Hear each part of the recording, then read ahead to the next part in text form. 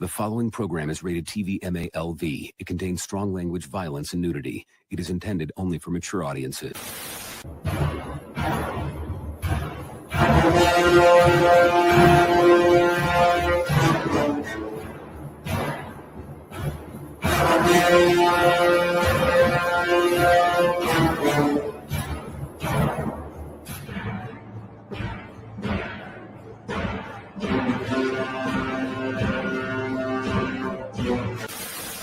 Saruman believes that it is only great power that can hold evil in check. But that is not what I have found.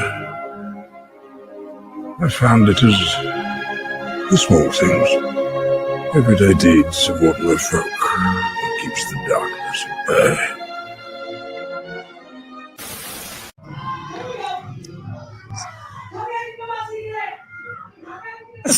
Oh, they're being cute about it. Oh, there we go. Oh, gosh.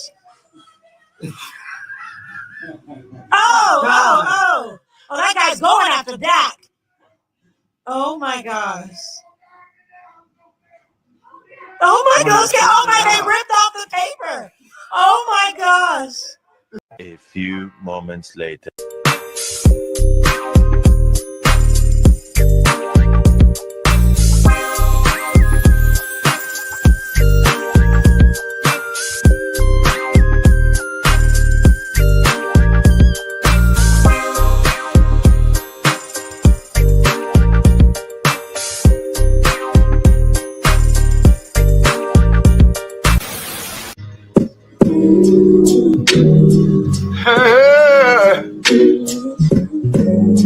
Ain't nobody calling me, texting me, paging me, asking me, are you still involved?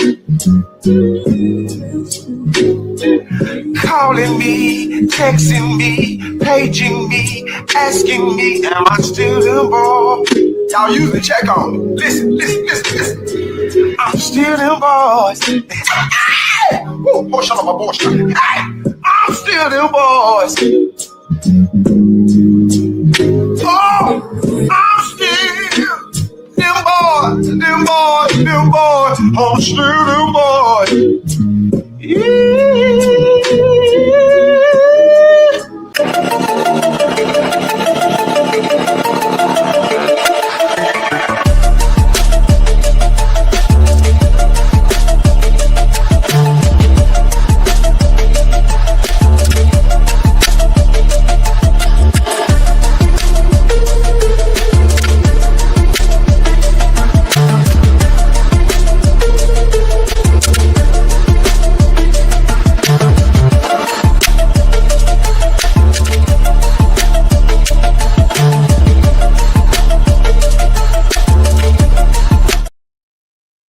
Yo, it's your boy Taryn the Black. Today, December 3rd, 2025.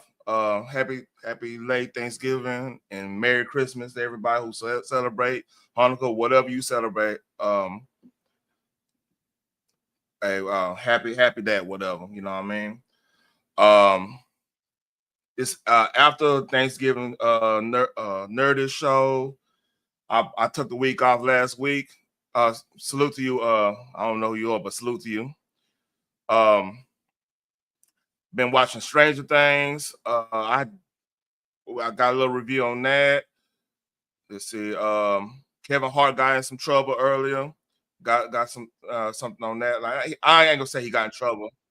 It's actually it was a crazy question. We'll get to that. Diddy, the whole 50 Cent Diddy documentary situation. I don't know what you're talking about on that one. Yeah. So and there's much more, man. Like we got some funny memes out about Wicked and everything. It's a funny ass meme I found on that. And we're gonna answer the question: is Die Hard a Christmas movie? That's the ongoing discussion I've been hearing everywhere. From shout out to Geeks and Gamers, they were talking about it. Shout out to I believe, Junk 3PO. They were talking about it 2 nights ago. So I want to put my 2 cents in it, man. And we go from there, man. Like as you can see, I'm a Cowboy fan. I'm a little hype about that. You know, my boys out here playing good and everything after that trade and everything. So got we could talk about that if anybody want to drop on. We'll talk about that a little later on. And just hey, it's gonna be pretty tight show right now, man. So to Stranger Things. Now, full disclosure, I might have to rewatch episode 3 because last night I had a lot of stuff going on. Like as you we me and the kids and my wife and everything, we got the Christmas tree up. And I might show that, do a short on that and show y'all how that look, man. It's on some Dallas Cowboys stuff. My wife a big Dallas Cowboy fan, as long as with me and everything. But after getting all the decorations up and everything, I watched 1 and 2, then I just dozed off on 3. And I woke up in the middle of 4, so I have to rewatch 3 and 4. But from what I gathered on the Stranger Thing tip, man, it's controversial how they did a couple year a year time jump and told you what happened instead of showing you what's happened throughout the show.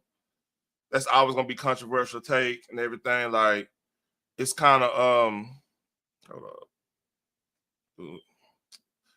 It's kind of that's the kind of trope that's been going on since I want to say since the whole Avengers thing, how they did the whole time jump between the snap and Endgame, Infinity War and Endgame.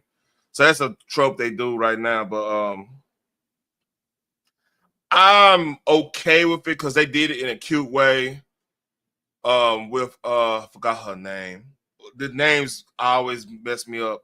The chick that was DJ Robin, when she was doing the whole describing everything they did in a slide way. That was a good creative way.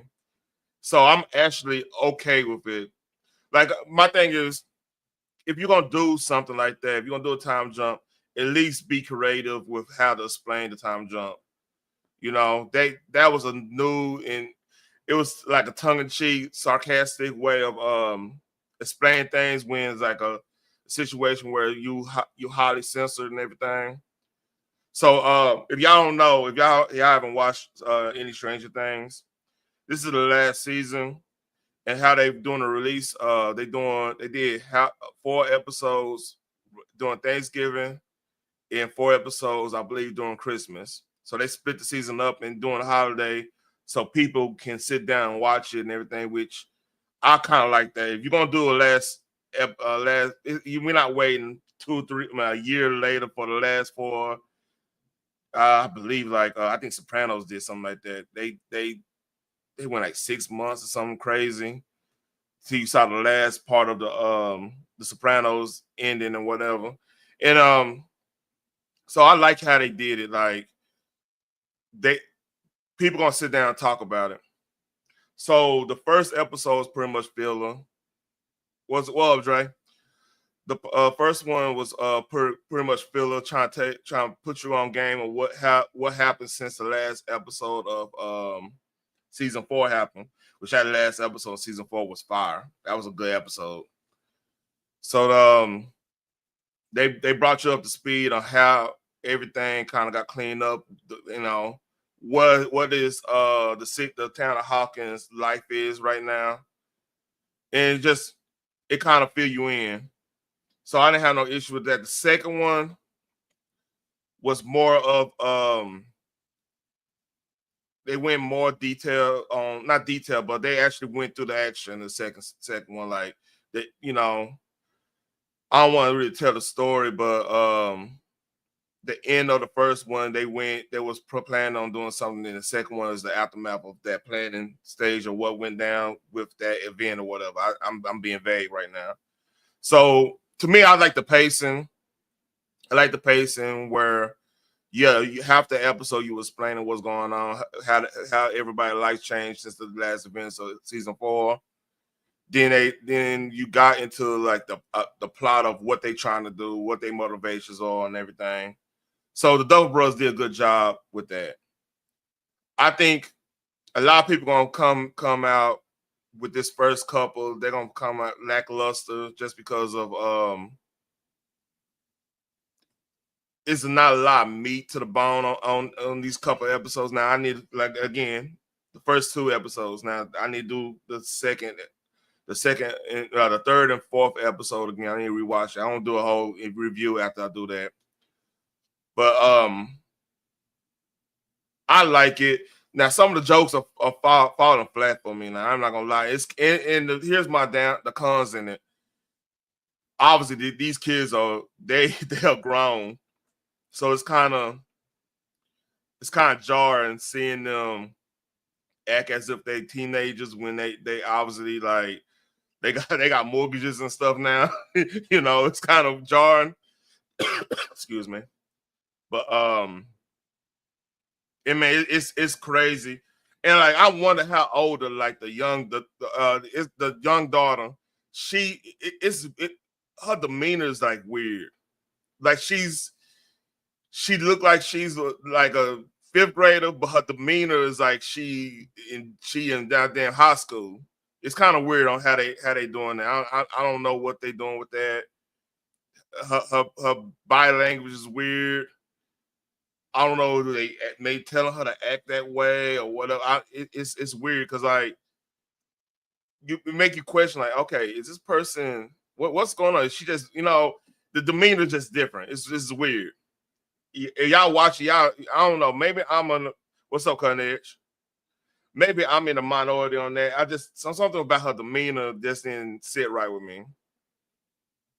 So that's that about Stranger Things. I gotta rewatch this 3rd and 4th, man. I'm gonna do that probably after this live. Be real with you, because I was like into it. I was just fucking tired. So be 100 with you. So I knew I was missing something. See, this is what happened when you miss a damn. I don't got no music on. All right. So next big news. So apparently there's 50 Cent made a Netflix documentary on the Diddy situation, and it's blowing up. It's the most viral thing. Next to Stranger Things, the most viral thing on Netflix right now. So apparently, somebody they did a cease and desist on this, which, oh shit, they roasting them.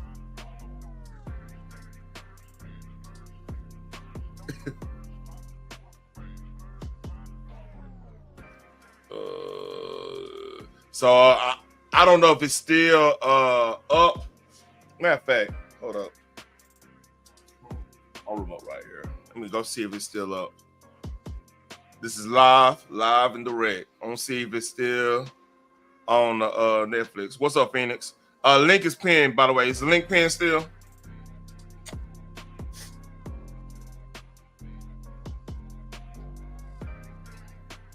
What's up, Sass81? All right, let me mute that.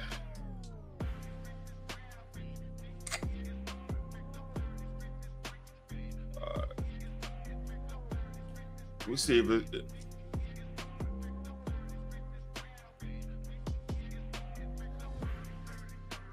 So what's it called? I'm gonna just put Diddy. Survive. It might be Diddy.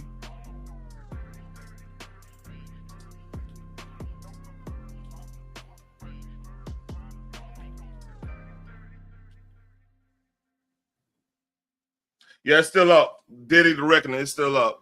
So they did not follow through with the situation. So I will be. That's the next thing I'll be watching. I'll do a review on it later on. But like, it's a lot of stuff. Like a lot of stuff we've been knowing. Like the co-founders of Bad Boy, Rucker, his testimony. A lot of other stuff like him putting hands on his mama. a lot of craziness been coming out on this. So yeah, I'm gonna be watching that. That's pretty much all I got on that until I watch it.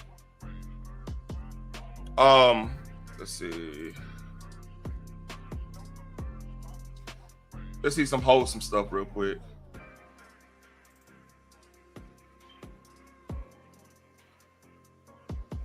Let's see. All right, cool. Damn, girl, I want you to put a hurtin' on me like you do those midnight snaps. I don't think I will. I ain't never worked as hard as them ankles. Ladies, if your man doesn't work harder than your ankles, get another one. I'm so sorry. What happened to just, you look nice? I'm not gonna read that, no, you're right.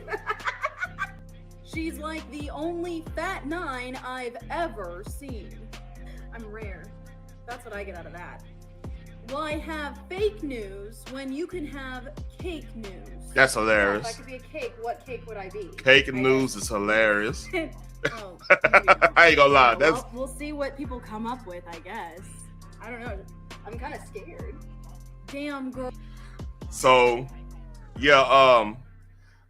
She came up on my feed. Her name is Carissa Cotto. She's out of Kansas City, and I just had a little chuckle out of that, man. Like, she took them the troll counts and just had a little laugh over it, and she went viral over it.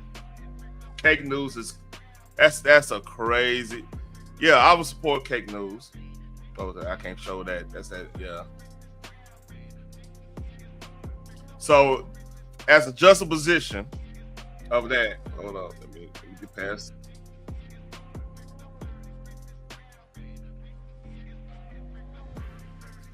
All right, the juxtaposition. This is hilarious. This came from the Babylon Bee, and here we go. Starvation, not having food. These are just a few of the many problems that real people face every single day. Which is why I'm so encouraged to share with you the story of these poor African children who, without a penny to their names, banded together to raise enough money to feed one of those people in need of nourishment. Ariana Grande. What up? Tumekuwa na njaa kwa muda, lakini sidhani kama kuna mtu yeyote katika kijiji changu amewahi kwenda mbali kama Ariana Grande. Sikuweza kumudu dola ya Galinda, hivyo nikatengeneza moja kwa kutumia vijiti, lakini onekana yenye afya kuliko ile halisi. Labda misaada ya kigeni ipelekwe kwa Miss Grande badala yetu, kwani misaada yetu mingi inamezwa na serikali yetu fisadi. Ndugu wangu amenipa nusu ya chakula chake kwa miaka 5 iliyopita ili nisinyauke kabisa, na bado nikimlinganisha na Ariana, ndugu wangu ni bonge nono. Now that you've heard from these children, take some time to reflect on the blessings you've been given in your life. Reach deep within yourself, and then do the same thing you always do. Absolutely nothing. Trusting that the compassion you feel for others will be met by the actions of others, such as these children or the U.S. government. This message is brought to you by the Feed Ariana Fund. It's a goddamn shame. That's crazy. I saw that. I was like, no. Listen, I actually agree with this damn commercial. I'm just saying. I think it needs to actually mean something because, baby, seriously. Oh my God. I was about to say, them kids been hungry since Sally Struthers, so you still ain't got enough money for them to eat. Then they switched it up on me and said Ariana Grande. Interesting. Man, you know what's always been weird? You ever seen the matter of fact, let me go find it. Have you seen when she was at that show you that when she was at Aretha Franklin's thing, how good she looked and how Bill Clinton and all them looking at her? Yeah, I seen that. Yeah. I mean, she was imitating folks' singing voices to a T. She looked healthy. She legit got talent. I'm not going to knock on that, but yeah. That's hard to do. Yeah, she was looking healthy and you know, the color, she was fully in color as much as pale people can be. You know, she looked normal. I don't know what this is, but they said considering the movies that she has associated herself with, her and that other lady, Yeah, and they might be messing with him a little bit mentally. They not having a good go because if you don't know, Zootopia 2 is like number one in the box office right now because everybody, all the kids, going to go watch it and everything. And yeah, I want to go see that my damn self. I might take the girls to go watch it. So Okay. like a lot of people are shitting on Wicked 2. They saying ain't good as the number one. They kind of went away from the source material.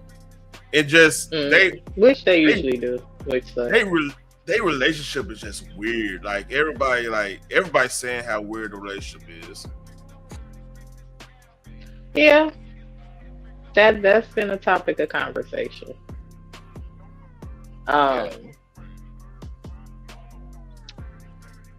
Some people say that they are in a relationship. Some people say that they are in a situationship. Some people say that they are just friends. Because they work so closely together. I'm like, well, I don't give a damn. I just want to feed both of them a sandwich and some pizza and a couple of bowls of chili, some cornbread, pot of greens, Man, they relationship. I mean, just the way they reacted. Because I seen lesbian relationships, right? It's a bit more chill than that. I mean, it's in a lot of cases depending on how, because it's not gonna be like that. It seemed like it's almost like a vampire and a thrall type relationship, if that makes sense. You know what I mean? Yeah. That's what it seemed like. I mean, I'm not. It seemed like some stuff like, I'm gonna be your handler, and I'm your. It's like a damn Sith Lord. I mean, I've seen a recent clip. I'm sorry, but I've seen a recent clip where one of the fans got out of hand and tried to like grab Ariana while she was going down the carpet, and Cynthia came out of nowhere. Like she ain't had PR, bodyguard, security. Cynthia came out of nowhere like she was ready to beat the hell out of somebody. You know what Sith Lord is, right? That's that Star Wars shit. I'm not see nerdish. I know Star Wars stuff.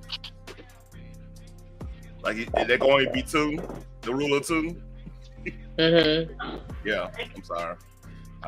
She got the head. What was it? Conehead. That movie Conehead. She kind of got a head like that. And then her head is shaped funny. GQ had a nerve to make up the gentleman on you, but then when you think about it, like, she is acting like a strong ass man over not really strong. For real though, but I still kind of want to just feed both of them because I don't know, they both wasted away. I think Cynthia used to be a little bit thicker than what she is now as well. I don't think she's always that damn skinny. It could be one of those things where, this allegedly, right?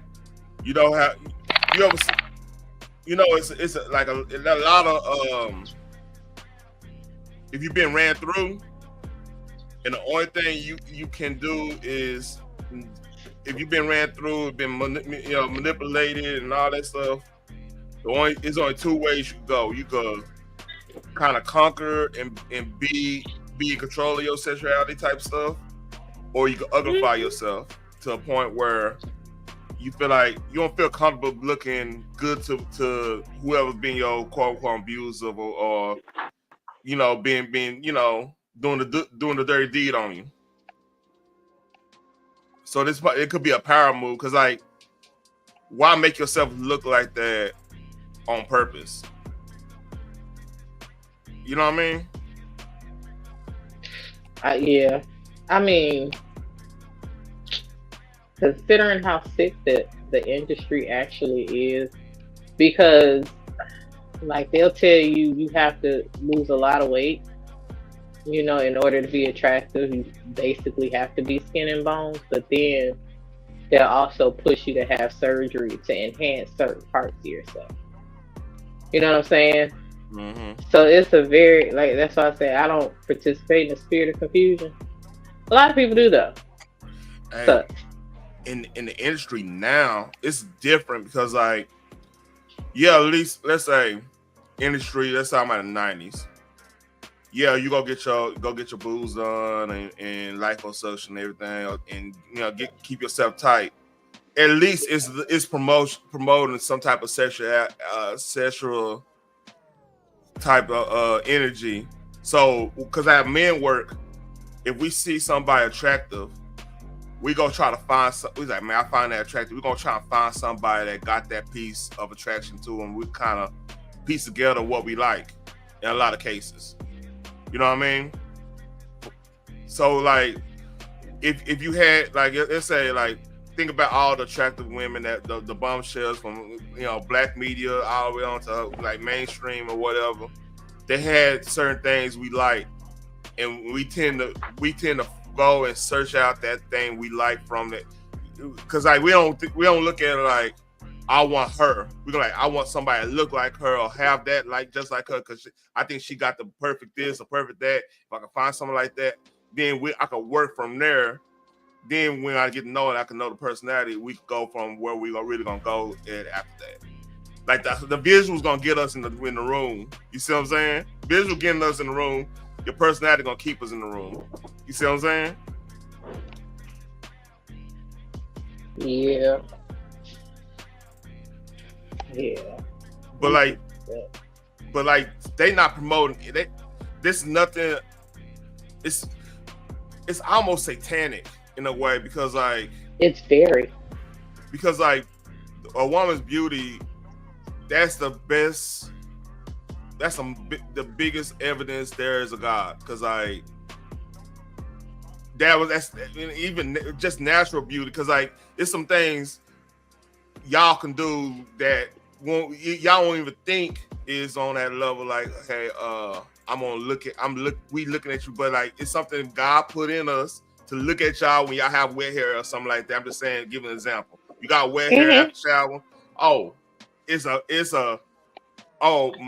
my instinct is saying, okay, I need to look at that. Or you know what I'm saying? You get what I'm saying?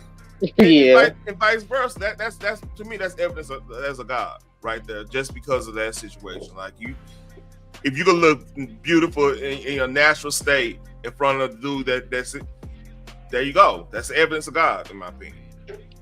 So what they doing is doing everything that's opposite of that, because they feel shame for looking good.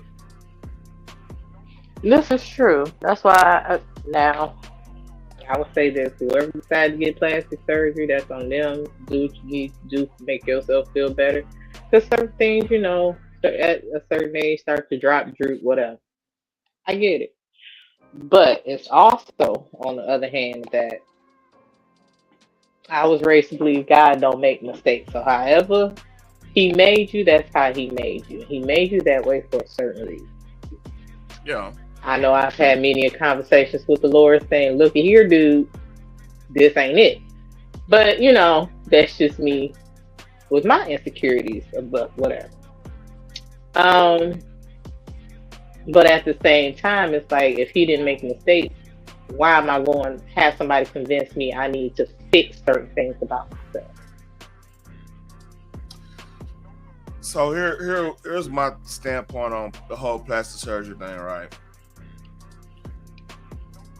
I'm not as harsh on that as other men, or for a reason is like, if it's not excessive and it's the kind of I know it's gonna sound contradictory, because everybody got contradictions. If it's no different if like some people be like, well, I'm overdoing it with lifting weights and I'm putting that over other things, but to me it's a stress relief. You see what I'm saying? Yeah. So like if you doing the work, and then you doing the work as in take care of your body, stay active and everything, and you like, look, if I had, I feel good if let me work add this on there. If it's not excessive and it looks natural as possible, I don't have no issue with it. Because like even when like they get breast, like it was a big thing. It just irritate the fuck out of me. I ain't gonna lie. Be at the barbershop, right?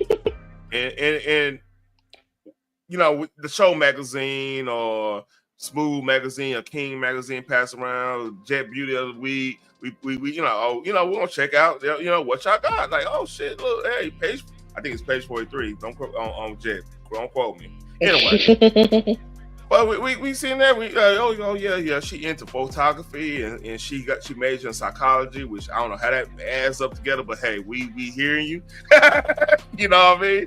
So like we gonna look at it and be like, we gonna be chilling, like, okay, yeah. But it's always that one, oh, she got her tits done. I said, motherfucker, I told somebody, motherfucker, go to the beauty shop with that shit, man. We don't give a damn about for real though, because again, it's certain parts of the woman's body that, you know, start to drop, droop, whatever. And shit mean. So, I mean, I understand it, but at the same time, if that's naturally supposed to happen, and we just supposed to let that happen, then you can kind of sort of be like, well, I'm not happy with this, so I need to fix it. And some people, you know, them super got their cape on Christians will equate that to you going against God. Then I mean, technically, like, see, we getting that thing is about going against God. Like, hey, we supposed to be eating off the earth in a lot of cases.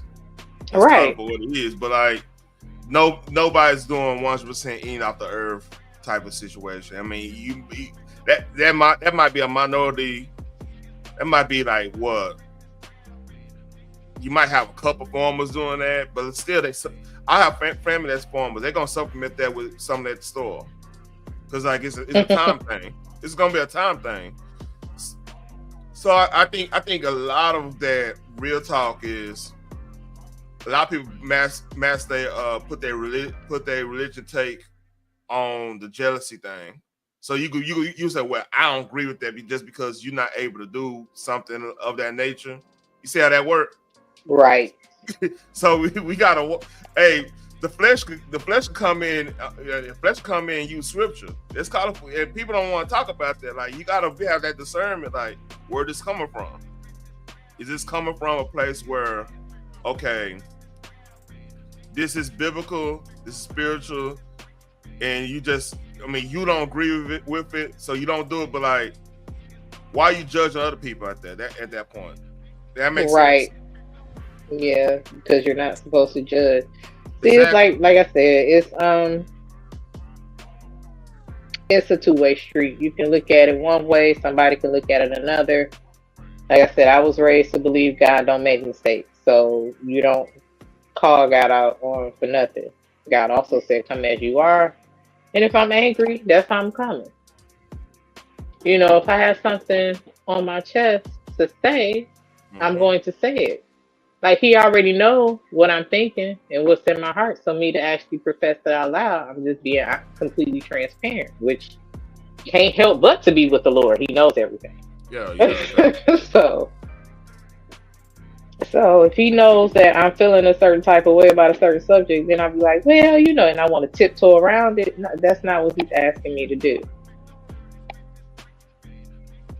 Yeah. Like that's just the whole it gets, I think anything excessive, that's the number one thing. Like, if you got your situation, let's say you've been working at it and you just wanted some type of enhancement, but then you get addicted to the enhancement stuff. Okay, yes. that's do not little Kim the situation. Yes. Yeah. I mean, and it's, I think. And she was really gorgeous. I don't know who fucked her head up. Shit, man, just man, you know how people are, man. You shining bright, and certain people just gonna say certain things to just to get at you. You know, it's sad. Sometimes we're our own worst enemy.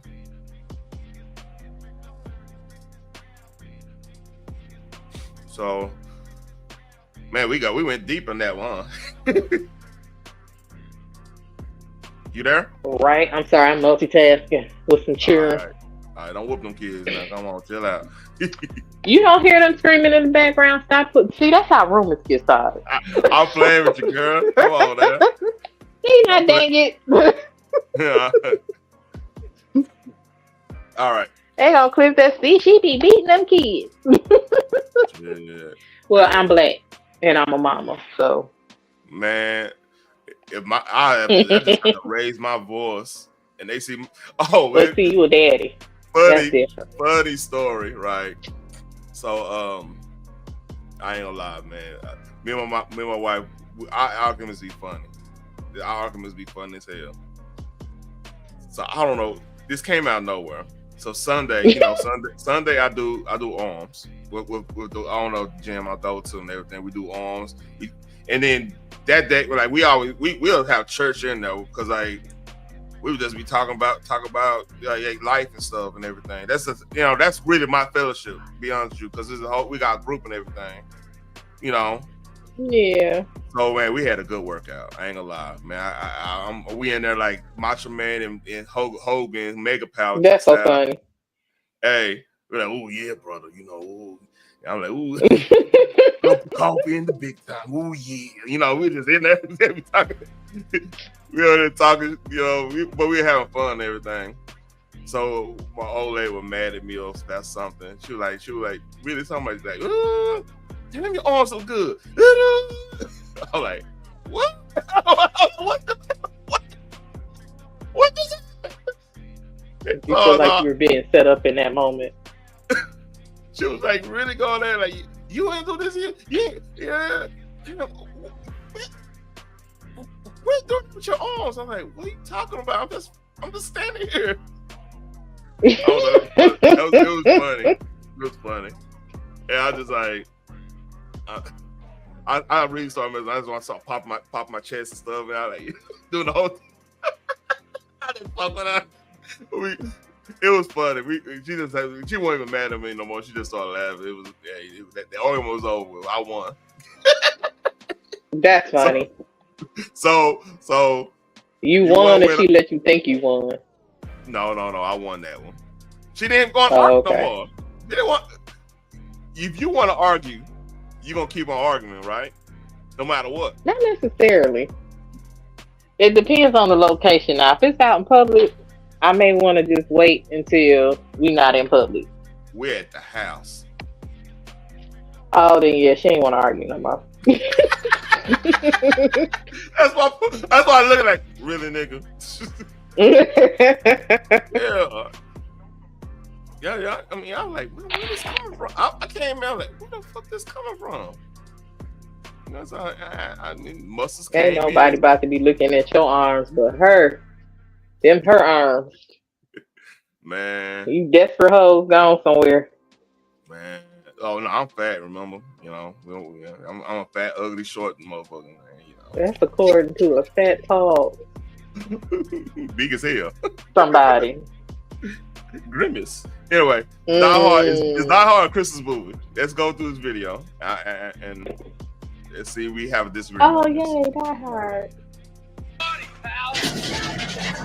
Welcome to the party, pal. With December rapidly approaching and shop workers already having to endure festive music, it's time for Screen Rant to dust off the old boxing gloves and step back into... Shout out to Screen Rant, even though they got some crazy ass articles, but hey, let's see if we agree with this. ...the ring to settle an age-old question. Is Die Hard really a Christmas movie? Let's go. Yes. Hey, Merry Christmas. First up, let's define what makes a Christmas movie, shall we? Traditional Christmas films like Home Alone or Love Actually hit certain beats. They center on the holiday season, explore themes like family, redemption, or goodwill, and often end with a feel-good moment tied to Christmas spirit. Now let's see how Die Hard fits, or doesn't. Do you agree with that notion? I've always thought that Die Hard was a Christmas movie. I don't see why this is a debate. See, because there's a group of people that when they see this really upbringing, where they see a lot of violence in a movie, they don't want to equate that to a Christmas movie. You know what I mean? But it's not really. It's like they're okay with Batman Returns being a Christmas movie because it is a Christmas movie, or Home Alone being a Christmas movie, which obviously is a Christmas movie. They equate they'll discount the violence in those just because Christmas is like the number one theme of the whole. That's their argument. It's kind of flimsy, but you know it really is. Yeah, the reason John McClane is even there is because it's Christmas. It's Christmas, and he's going to see his family. That's the main plot point. Yep. I mean, well, it was around the Christmas holidays. He got stuck in the building where his wife was working. They were having a Christmas office party. Yep. Like, you know, Santa was there and everything. So yeah, it was around Christmas time. It came out around Christmas time. The funniest thing in that was the fact that the snow was actually cocaine. That's the fun. Right? They LA. Yeah, that's hilarious. So it was like a tongue-in-cheek moment, you know? Yeah. And that's hilarious. But I mean, let's not act like people don't get robbed around Christmas. Let's not act like folks will actually use that as a distraction to get what they want done. Not everybody's in a Christmas spirit, or maybe their Christmas spirit is a little bit different. You can't act like it's peace on earth around Christmas time, because it ain't. Some of the most vile shit happens around Christmas. So just to put it in a movie and then blame it on the movie like that ain't real life, that's stupid. And the part like most movies are made from real life. And the problem with their argument I have is the fact that when is a Christmas part is if this is a financial institution, that's the perfect time to do some type of heist, because like the police response gonna be nil, because everybody who commits crimes in Christmas time really, like of that nature. Now Christmas time, like most of them are white collar. Let's just say that. And even on that point, right, where what's most of your situations on Christmas Day or Christmas Eve, you might have domestic violence situation. You know what I mean? Because all your family there. You know, somebody playing spades, renege, and it got to be a squabble, or you know, somebody put too. You know, you might have one of these abusive ass motherfuckers like, hey, you put too much pepper in the goddamn chicken. I got give you a right hand. You got them type like that, like that's when most of your family violence situations gonna happen, is like between Thanksgiving to New Year's. That's statistically, you know, because everybody, your whole family is gonna be around that time. You know what I mean? The stress level, you know. Listen, anytime you gotta cook for 20 plus people, the stress is already there. Yep. Then you praying you got everything that you need. But it's always that one thing in the back of your mind, you like, I know I'm forgetting something. The store gonna be closed tomorrow, so I need to get it. But you just don't know what the hell that is until you need it. And shout out to the women in our live. Y'all always remember, y'all forgot y'all to get something and say, hey, we need you to go get it on Thanksgiving. So I beat that. Right. You know what? I'm not. You're not gonna treat me like Bill Cosby on that Thanksgiving show. Listen, that's the first thing that popped in my head. That shit was funny. That's hilarious. So I told my wife, look, I am going to the store the week before. Make me a list of all non-perishable stuff you need, from condensed milk on down. Because I am not. Looky here. Hey, I hit up 3 damn different grocery stores looking for nutmeg. Okay, I was pissed. Shit, the thing is, like, I cook at my job. I was cooking at my job. They remodeled the break room, right? Yeah, but you know what I found with no problem? What? Pumpkin pie seasoning. Who the fuck? Man, I Like, not an allspice or nutmeg in the building, but plenty of pumpkin pie shit. I'm like, what the fuck is this? Like, why is this here? Like, y'all got to be kidding me. We won't have to have Thanksgiving food talk after this Die Hard thing, because yeah, we gotta talk about that. Let's put a pin on that. Put a pin on that, because that's gonna people gonna come at the bush on that one. All right. From the outset, Die Hard is sparkling with holiday atmosphere. It's set on Christmas Eve at a festive office party at Nakatomi Plaza. John McClane is flying into LA to specifically spend Christmas with his family. His wife is literally named Holly. The soundtrack, packed with Christmas classics like Let It Snow and Run DMC's Christmas in Hollis. Thematically, McClane's story revolves around reuniting with his estranged wife and making amends, a redemption arc that's as Christmas as Ebenezer Scrooge. But let's dig deeper. The script, penned by Stephen E. D'Souza and Jeb Stewart, deliberately weaves Christmas into the narrative. D'Souza himself insists it's a Christmas movie, pointing out that without Christmas, the entire setup wouldn't work. No office party, no Hans Gruber heist, no John McClane in LA. McClane even uses Christmas tape to conceal his gun on his back at the end of the movie. Like I said, that Hans Gruber. Right. Movie. Critics argue that Die Hard isn't truly about Christmas, but merely uses it as a backdrop. Unlike Miracle on 34th Street or Elf, Christmas doesn't directly impact the plot. They state that the story could theoretically unfold on any other occasion. But if here's the problem I have with that, it doesn't. That's part of the movie.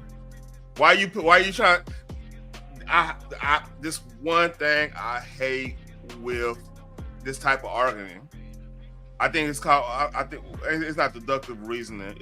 Maybe is that the term they use, where they take the piece of the argument after something to say, well, yeah. I'm like, but it's there. It's part of the fucking gumbo. You can't just take a ingredient out the gumbo and say, well, it's not gumbo no more because they don't have the ingredient in it. No, that don't work. It's already in there. It's already baked in. It's already boiled in. The flavor's already there. You can't do nothing without it. It binds something together. So that argument doesn't work. It's a disingenuous way of arguing, in my opinion. It's just like it is. Like if I'm saying something scientific and I got this and this that connects all this, but you want to take four of them 6 things out just because it doesn't fit your idea or whatever. Your idea doesn't work by the nature, because you got 1, 2, 3, 4 things that you're not connected. You take it out just because you don't like the fact that it proves something, or I can't stand that. It's a lot. There's a lot of people that do that.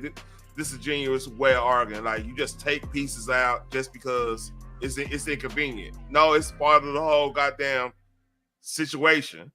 I don't know. I went on a little rant there. Go ahead.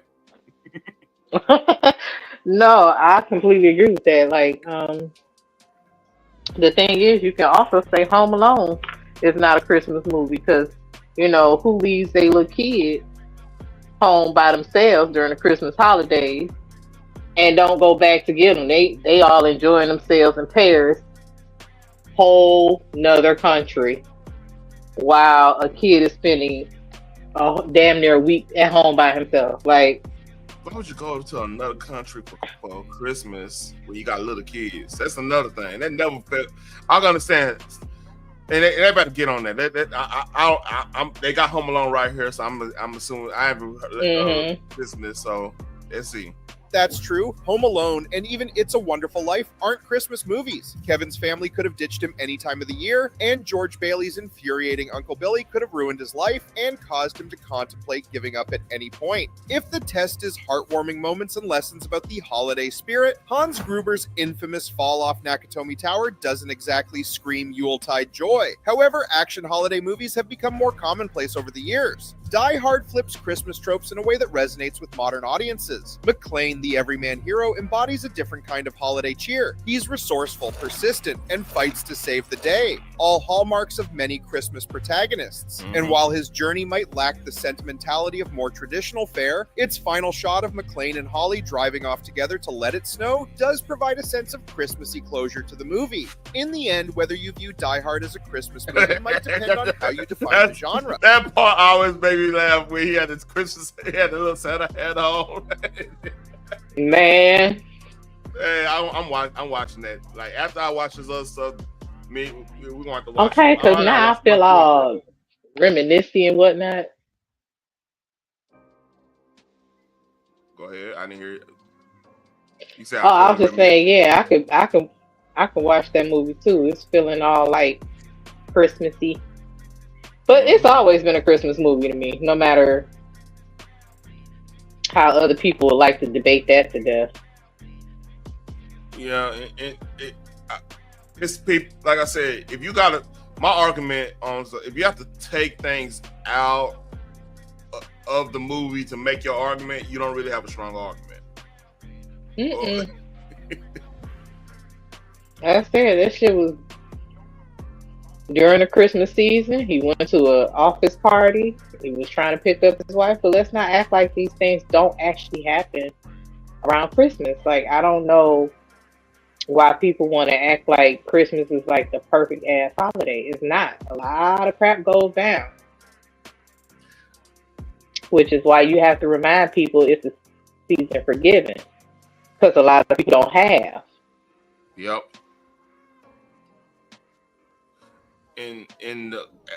I'll give them. I'm not sure why they want to act like real life don't happen around Christmas. I would say this about the people who said it's not a Christmas movie. If you want to make the argument, like LA is probably the least place where you would want to go spend Christmas at. Just because, like your number one place, if most people had a choice, ain't number one place to have spend Christmas at. That's a big city. I'm not gonna say. Let's take it with your family out there. Let's say if you going on a trip through the holiday season, I'm pretty sure New York gonna be up in the highest echelon of that pick, just because of like, you know, the Central Park scene, the Radio City Music Hall scene, all that stuff, 34th Street. All that, yeah, and then then New Year's and stuff, yeah, you'll want to be there. Which now I don't know after this may have got there. I don't know. That's a whole nother subject. But overall, that'll be the number one place where somebody would want to spend the holidays if they had a choice. You know what I mean? Outside of being with family and whatnot. Would you agree on that? Absolutely. Because, like, I would say New York, DC won't be bad either. DC won't be bad. Because, like, if you DC be lit up during Christmas. That's what I'm saying.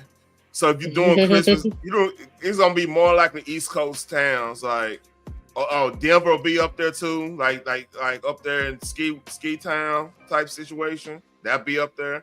Because, like, shit, the Poconos, you know. I mean, I'm just. It would have to be in that. Hell, even some parts of Michigan they would like to go up there. You know what I mean? Like absolutely. It'd be north. Yeah, I was about to say northern Michigan. Yeah. Oh my God, they go all out. Yeah. So like they go all out. Shit, I mean, I think Cleveland ain't too far. Cleveland, like your Philadelphia's and stuff, they ain't too far away from that. Philadelphia might be a little low on that thing. No hate to them, but you know the hood stuff. You know, it sounded like a little bit of hate. No, that was a chair shot. That was one of them old school Attitude Era chair shots. That sounded a little hate. You get a concussion every Monday. Not a concussion. Lord have mercy. But yeah, back to this debate. Yeah, let's get this. If holiday cheer means Santa hats, carols, and family bonding, it's there, albeit alongside explosions and machine guns. The debate rages on, but for many, Die Hard will always be a star on the top of the tree. Thanks for watching Screen Rant. Let us know in the comments if you believe it's part of Christmas. I'm going to say it's part of Christmas. I am too, because you know when they play it the most? Christmas time? Yep. On all streaming platforms. Like let's not act like it. This is not an all year round movie. I bet you by Netflix, Amazon, something gonna play this shit around Christmas. So let's not do that. Oh, you know what? So, since we're in the holiday spirit, right? Matter of fact, let me go find something. I mean, I was drinking some spirits during the holidays, but okay. Man, I didn't get to drink nothing. But you know what? I got some. Hey, I'm gonna do a short showing how to make my eggnog. I'm gonna make me a fire. Yeah, I'm like, oh, I'm gonna make it short. That's my plan. I might. How dare you go alcohol free around the holidays? Man, you know, I had to work. See, I didn't get last year. Remember, we went to the family went to the cabin, right? Yeah. Man, I was fucked up. Yeah, you went live. Oh, I was on. I remember that. I was on. Yeah. I still got that live somewhere in the lexicon, but anyway. Yeah, y'all was drinking moonshine. You wouldn't let me get none. You gotta get your own. Man. No. Oh yeah, I meant to show you something. You want to see something cool? Sure.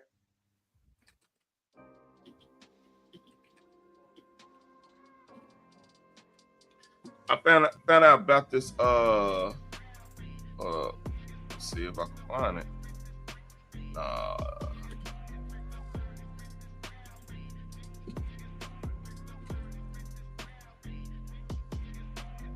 I ain't gonna lie to you. If I ever get big on YouTube and ever have a meetup, this would be a type of place I have a meetup at. So this is an arcade in Louisville, Texas, right? So this arcade, I was gonna say Kentucky, but go ahead. No, not Kentucky. This is Louisville. Yeah. Nah, I heard Louisville the first thing that popped in my head. So this place got when I say every arcade known to man. Yeah. Even unreleased stuff. Like they got the I don't know if they went and got Michael Jackson's arcade stuff. They got everything. Like they got the arcade that's around here, Cidercade. Shout out to Cidercade. Austin East Side is on. That's a Austin brewery. They pretty much own that chain. So they got an inside brew house in the arcade. It got a lot of games. It's a good fun place to go to. You know, shout out to them. This place is just another level. So let me see. They show everything. Okay, they're not. I might need to go look at their YouTube. So basically, they got games like there was a Beavis and Butthead. You know how they have the Simpsons fighting game, beat 'em up game, where you play like 4 people. Oh yeah. Yeah, they got. They got Beavis and Butthead version. What up, BJ? They got Fast and Furious. I ain't talking. Ooh, they got Fast and Furious. Well, I say they got every game. This just open. I'm seeing this. They rivaling the Japanese arcades, like the Sega arcade place in Japan. You know, like, just looking like an adult crackhead place. Like, I swear to God, this is. I mean, that place could be very addictive for adults. Like, I could see a bunch of adults going to this arcade saying, fuck them kids, I'm going for me. Hey, I Cidercade, like, they don't let kids in there after 7 o'clock. That's like a day spot. It's right by TCU. Like, that's a beautiful thing. That's a day spot. Man, and hey, man, if you ever came down, if I ever get big on this and we doing meetups, you come down here on that shit, you're gonna be like, what the fuck? Man, that side is so damn good. Hey, they had one side of it tastes like a cinnamon roll, pretty much. It will fuck you. It's like 11% alcohol. It will fuck you up. Like, so I mean, it's a. I take your word for it. It's rare. My alcohol tolerance is a little high, so that's rare. So this is Cider-K. This is one. This is a Cider-K thing. See, Chris is crack. I'm trying to tell you. Get toasted ale. This is fire. Gingerbread syrup, cold foam, nutmeg, cinnamon, 8%, 6%. Get toasted ale. See, it's this type of shit that has me saying that this is an adult crack house. Cause ain't no way in hell. I'm trying to look to see if they got that other one. I think that one I drunk that was a seasonal. Let's see. Don't drop. I would be good with Tropic Thunder. Oh, right here. I Am Brute. That's a champagne cider. They had another, like it's 10%. They had another one that was it was like a cinnamon roll brute. It was like 11, 12%. It fucked me. It will fuck you up. It'll sneak on your ass. Well, I hope so. That's what it's supposed to do. Yeah, it'll sneak up on your ass. So Wild Acre Brewery, that's in downtown. That's in downtown Fort Worth. Man, it's this other stuff, but yeah. We got one thing, like, since we wasn't legalized here, the brewery scene, man, went crazy. Like when me and my old lady was dating, we used to go to breweries like Revolver, that's in Granbury. Miller Company owns them now, man. That some of the best beer you're gonna ever have. Like the Shiner beer. You know, it's funny how you say old lady, because I don't know if you was in KP chat earlier today, and I heard my son say saying my woman is ghetto. I didn't know saying woman was ghetto. I lost respect for that dude, man. He tripping. Yeah, because I'm like, since when is saying woman ghetto? But old boy called him out on that shit. He was like, that's LGBTQ language right there. It is. Since when saying women ghetto? Yeah, I mean, here a little bit on that while we at that. My major, which I didn't finish, I'm not gonna lie to you, I'm not gonna front on anybody, was journalism, mass communication, right? Believe it or not. I was in newspaper in high school along with RTC and football, which is crazy. That's a crazy combination, ain't it? It kind of is. You are all over the place. But like, I love talking about sports. Like I look at it in 303 level. I don't look at sports the same way a regular fan would look at it. I could diagnose what's going on. I've always been that way. Like, this is because of the family we had. I'm in. We talk ball all the time. You gotta know what you're talking about, especially, man. Like my brother. Yeah, I can say I've been in your sports reviews. Yeah, my brother and my nephew both quarterbacks. So, and I'm more of a defense. Me and my dad was more a defensive person. So like, we need to know. We have to know this stuff to even talk in the family. You feel what I'm saying? Yeah. So it just, that's why I wanted to be in journalism, was to do something like that. But then that's around the time that's when WordPress came in, then the whole advent of YouTube and blogging and stuff like that was hitting. So I started working on my job, my career and everything, making good money at 20, and seeing how much journalists make. I'm like, oh no, I'm not gonna be. And that's a part of the journey. They want the journalists to be broke, so they have that bitter. They go in bitter and want to attack whoever they want a story on. So they become like hostile. Yeah. So they already breaking like one of the key tenets of journalism: do no harm. to the subject. Mhm. So it's like I always wondered why journalists be all up in the people's face. You know, like let's just say one of the celebrities just lost somebody in their family. You know what I'm saying? And instead of allowing them that space to grieve, they got cameras, microphones, and lights all up in their face. I'm like, how you feeling? Like, motherfucker. because the thing is, when you get the only way you get what's the word? Not codified. The fastest way to become like a household name is to kind of treat people as objects for your success.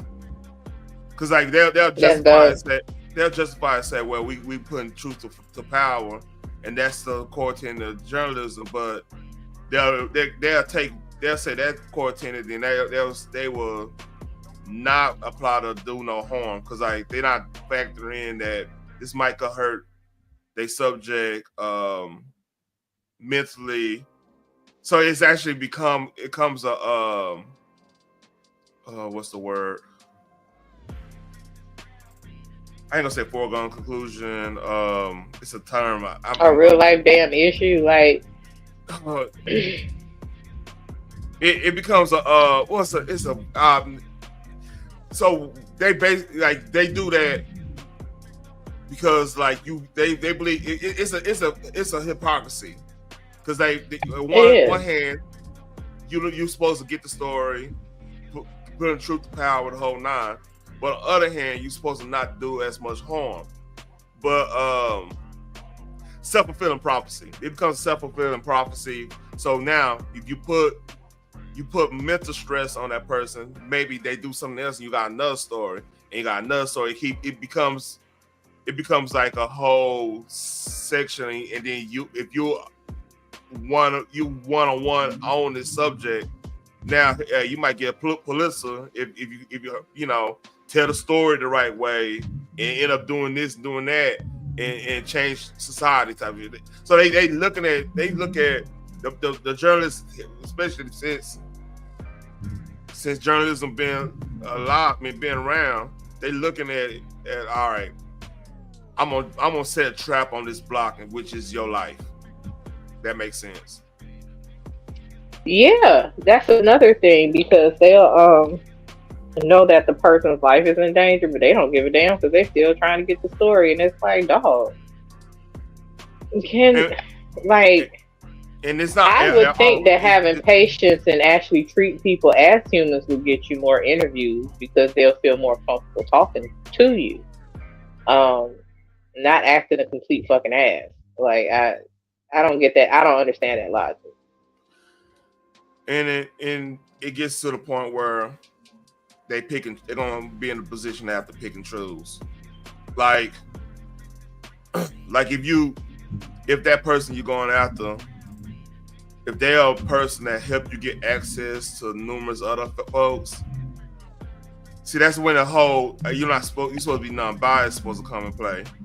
But who's truly non-biased? You know what I mean? Yeah. Even when you present yourself non-biased, you still, even saying that you still, the trick is you gotta show that you're not non-biased. That don't necessarily mean in your heart you non-biased. You just gotta show you know, a facade of the facade of being an independent thought or independent voice in this situation. Which who's actually a 100% independent voice? See, that's the trick. But in my case, like if I was getting the sports media, I would talk about the game and the issues I have. I necessarily don't have to talk about all the players and stuff unless they do something like, as in if there's an effort issue or it's something going on, you know, that's when the personal text should come. Like if it's an effort issue, if it's a situation where they're not playing they correct spot, somebody trying to be cute with the you know, positioning of players and stuff. Like for example, making a 7'3" KP, Kristaps Porzingis shoot threes all the time instead of being that paint.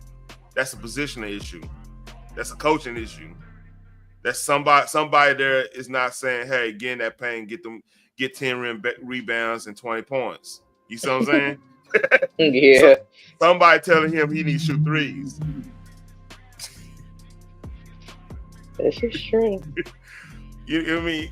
Or the famous line Lil Wayne says like out of position, like Gary Sheffield in left field, which he's a right hand. So why would you have him in left field? You know, stuff like that. Yeah.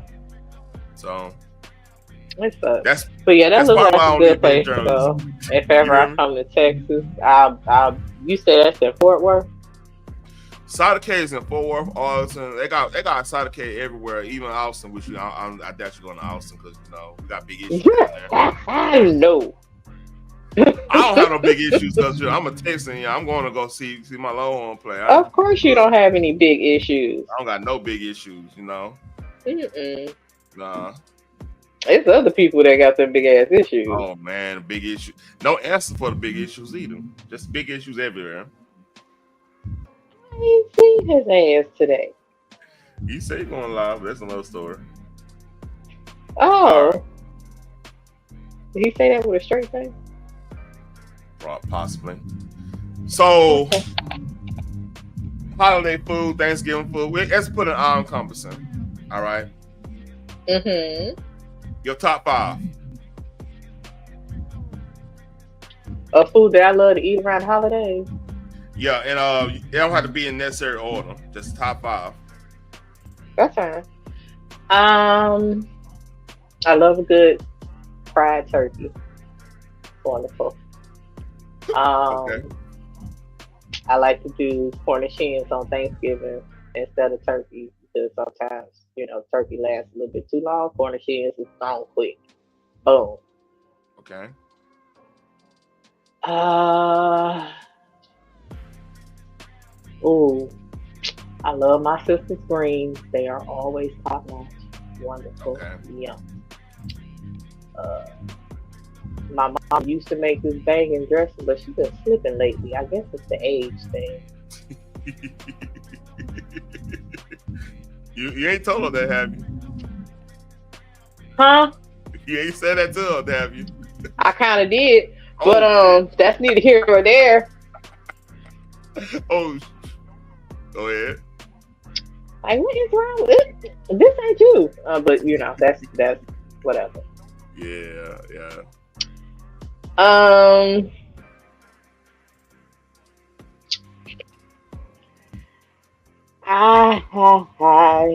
I like peach cobbler. That's I have a thing for peach cobbler. What's different? The cobbler? Yeah, peach cobbler is usually a summertime or springtime situation. Because honey, it's a family thing. We yeah. Fucking shit up around this bitch. Yeah. So that's 5, right? That's 5, right? Yeah, I think so. All right. So fried turkey, greens, me and my old lady, we usually smoke a turkey for Thanksgiving, like Cajun rub, the butter injection, and you talk about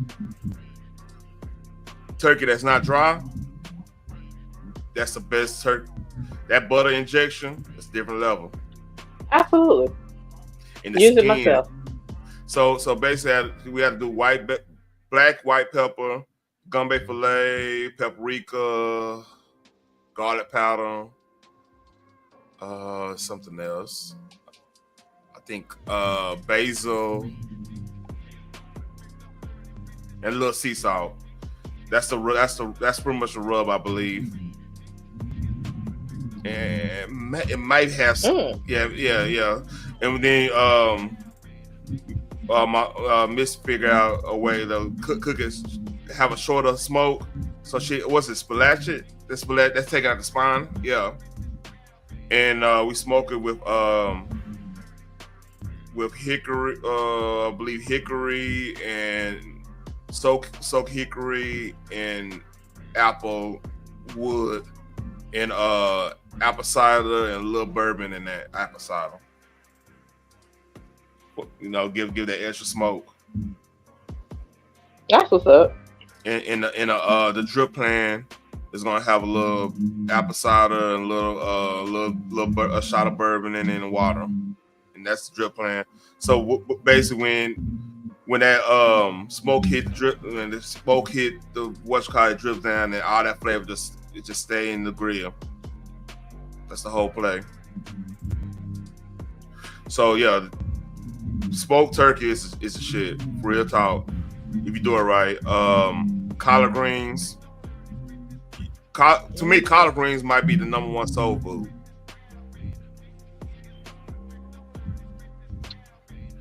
It might be. Well, I grew up where these high blood pressure aunties and mama of mine did they mix the mustard, collards, and turnips. So. Yeah, my sister-in-law make collard greens, and my aunt, like I still haven't figured out how she did this. She the first person I know that wouldn't have a ham hock in the collard greens. And they taste better without the ham hock. I never seen that. You don't do ham hocks. You do turkey necks. I mean, no meat in it at all. I'm like, how do you do this? Oh, yeah. I don't know. You know what? My dad did the same thing with black eyed peas. I don't know what the hell he did. There was absolutely no meat, but the seasoning, it tastes the same. Like the shit be popped sometimes better. I don't know what she did. God, I'm not gonna lie. I don't know if she. Cause I mean, don't you supposed to put a little sugar in the collard greens, something like that? To make them tender. Some people do. Yeah, some people do. I don't know what she did. But like my sister-in-law, like she make, and like do you put the what type of, do you use any sauce on your collard greens, or you just eat them straight up? Depends on how if they good without it, I could do without it. Man, but every now and again, you can use a little bit of hot sauce or oh my God, vinegar. I'm good. The hot sauce, the Red Dot Louisiana hot sauce is perfect. That's a perfect. Absolutely. Oh my God, that's. Of course, I do Frank hot sauce. Yeah, that's up north. But that Louisiana Red Dot, you can't lose with that. You can't lose with that one, boy. All right, macaroni cheese. The macaroni cheese with that smoked paprika on that shit. Always with the smoked paprika. Man, all them I can't cheese eat mac and cheese, so I will take your word for it. You can't eat it? Nope. You lactose intolerant?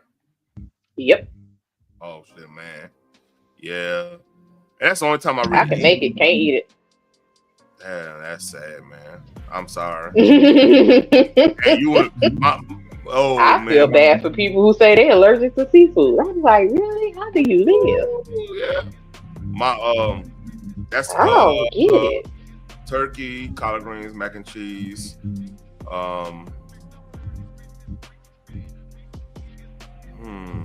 Banana pudding. My old lady make banana pudding with the heavy whipped cream in it and the condensed milk, Eagle brand milk. Okay. My God, man. When we if I bring that banana pudding to my job, everybody, white folks, black folks, everybody's eating that banana. It's a congregation. like I have to get mine first and hide it. Yeah.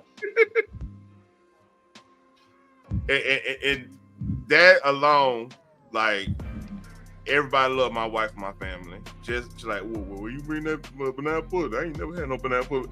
That's like the soul food restaurant type of banana pudding. You heard me? Yeah. Where it's almost like a pie. It's thick. I'm like, man,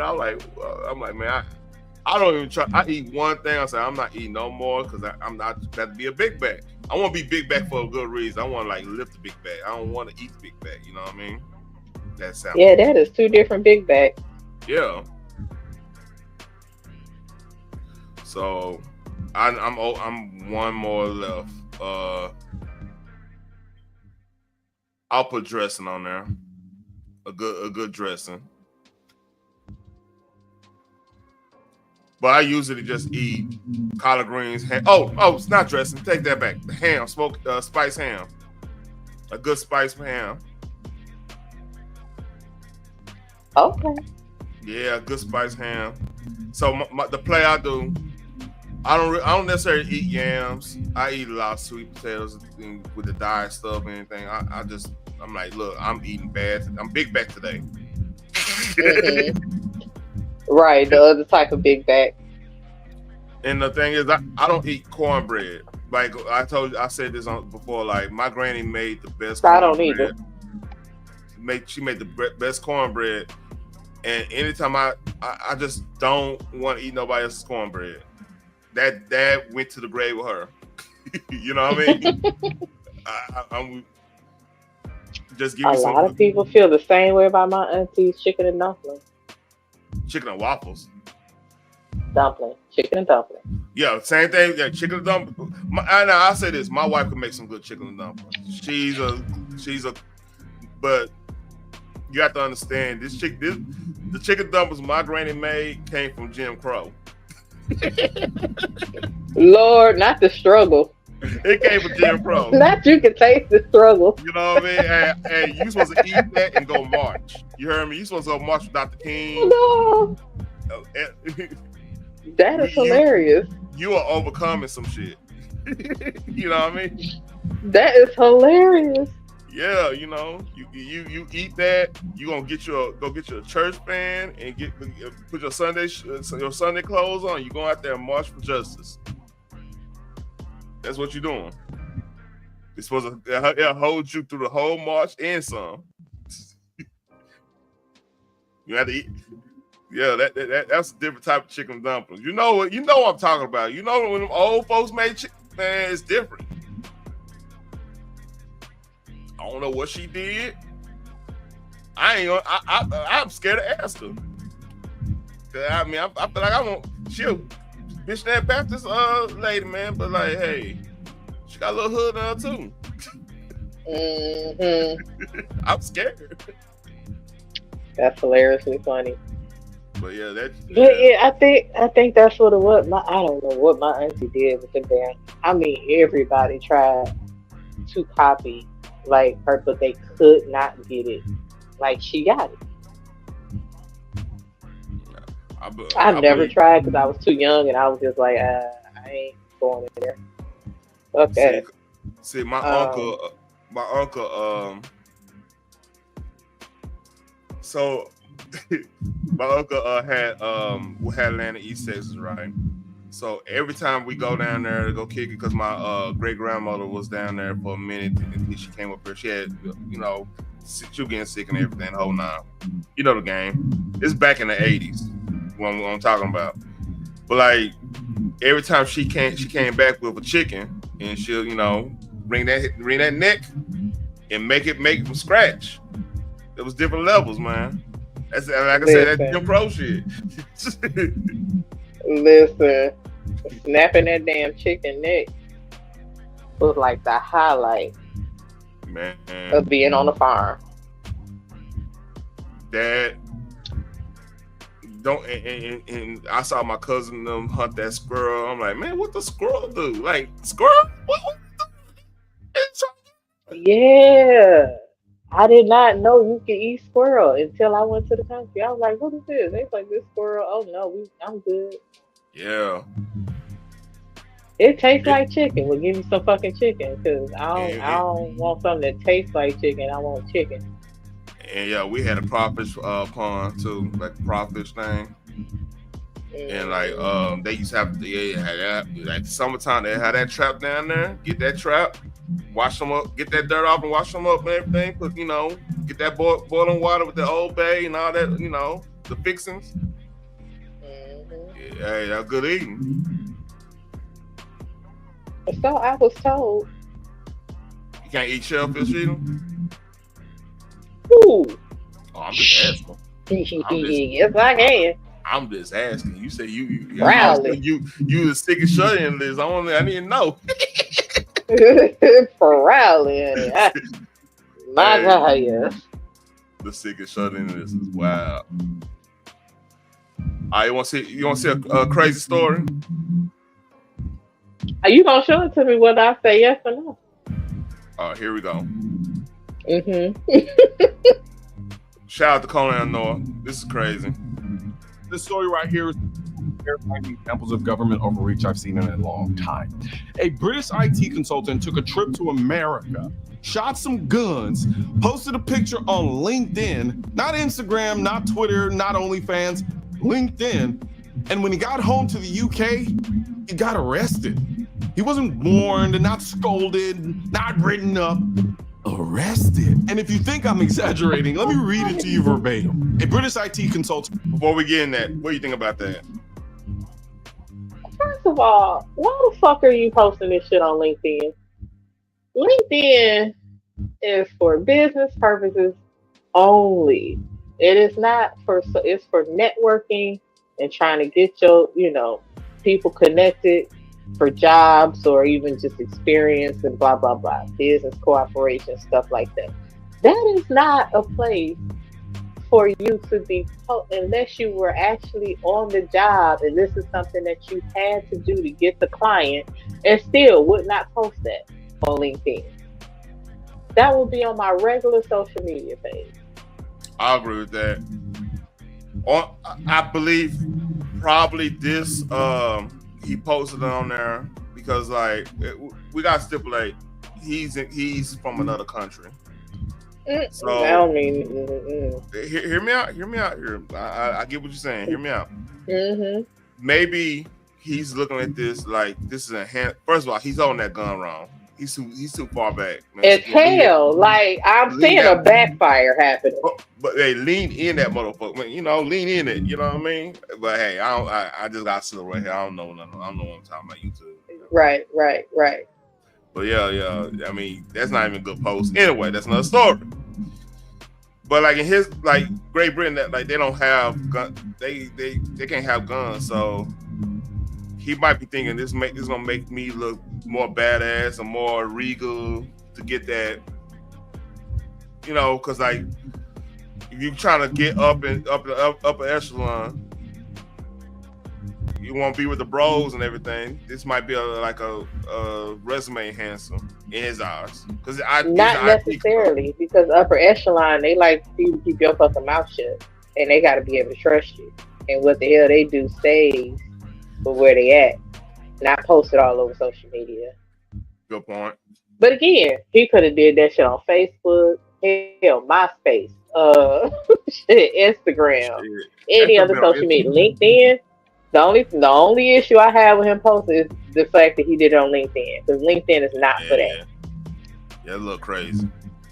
All right, let's go. Let's hear it. Was arrested by West Yorkshire police after posting pictures of himself posing with the guns during an American holiday on LinkedIn. Arrested for a picture taken legally in another country. And it gets worse because this wasn't a one-day misunderstanding. This turned into a 13-week nightmare. The post sparked a 13-week ordeal, which began with the police warning at his residence. Officers cautioned him about online content and its potential impact on others' feelings. Impact on others. You getting arrested because people feel some type of way about your shit? You know what? Y'all a bunch of fucking punks. Dog. Hey, little man.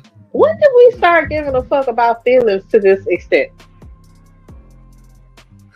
Funny that you said that. Because of how somebody may feel about it. Funny. He ain't around none of y'all. You keep a pin on that feelings thing. Keep a pin on that.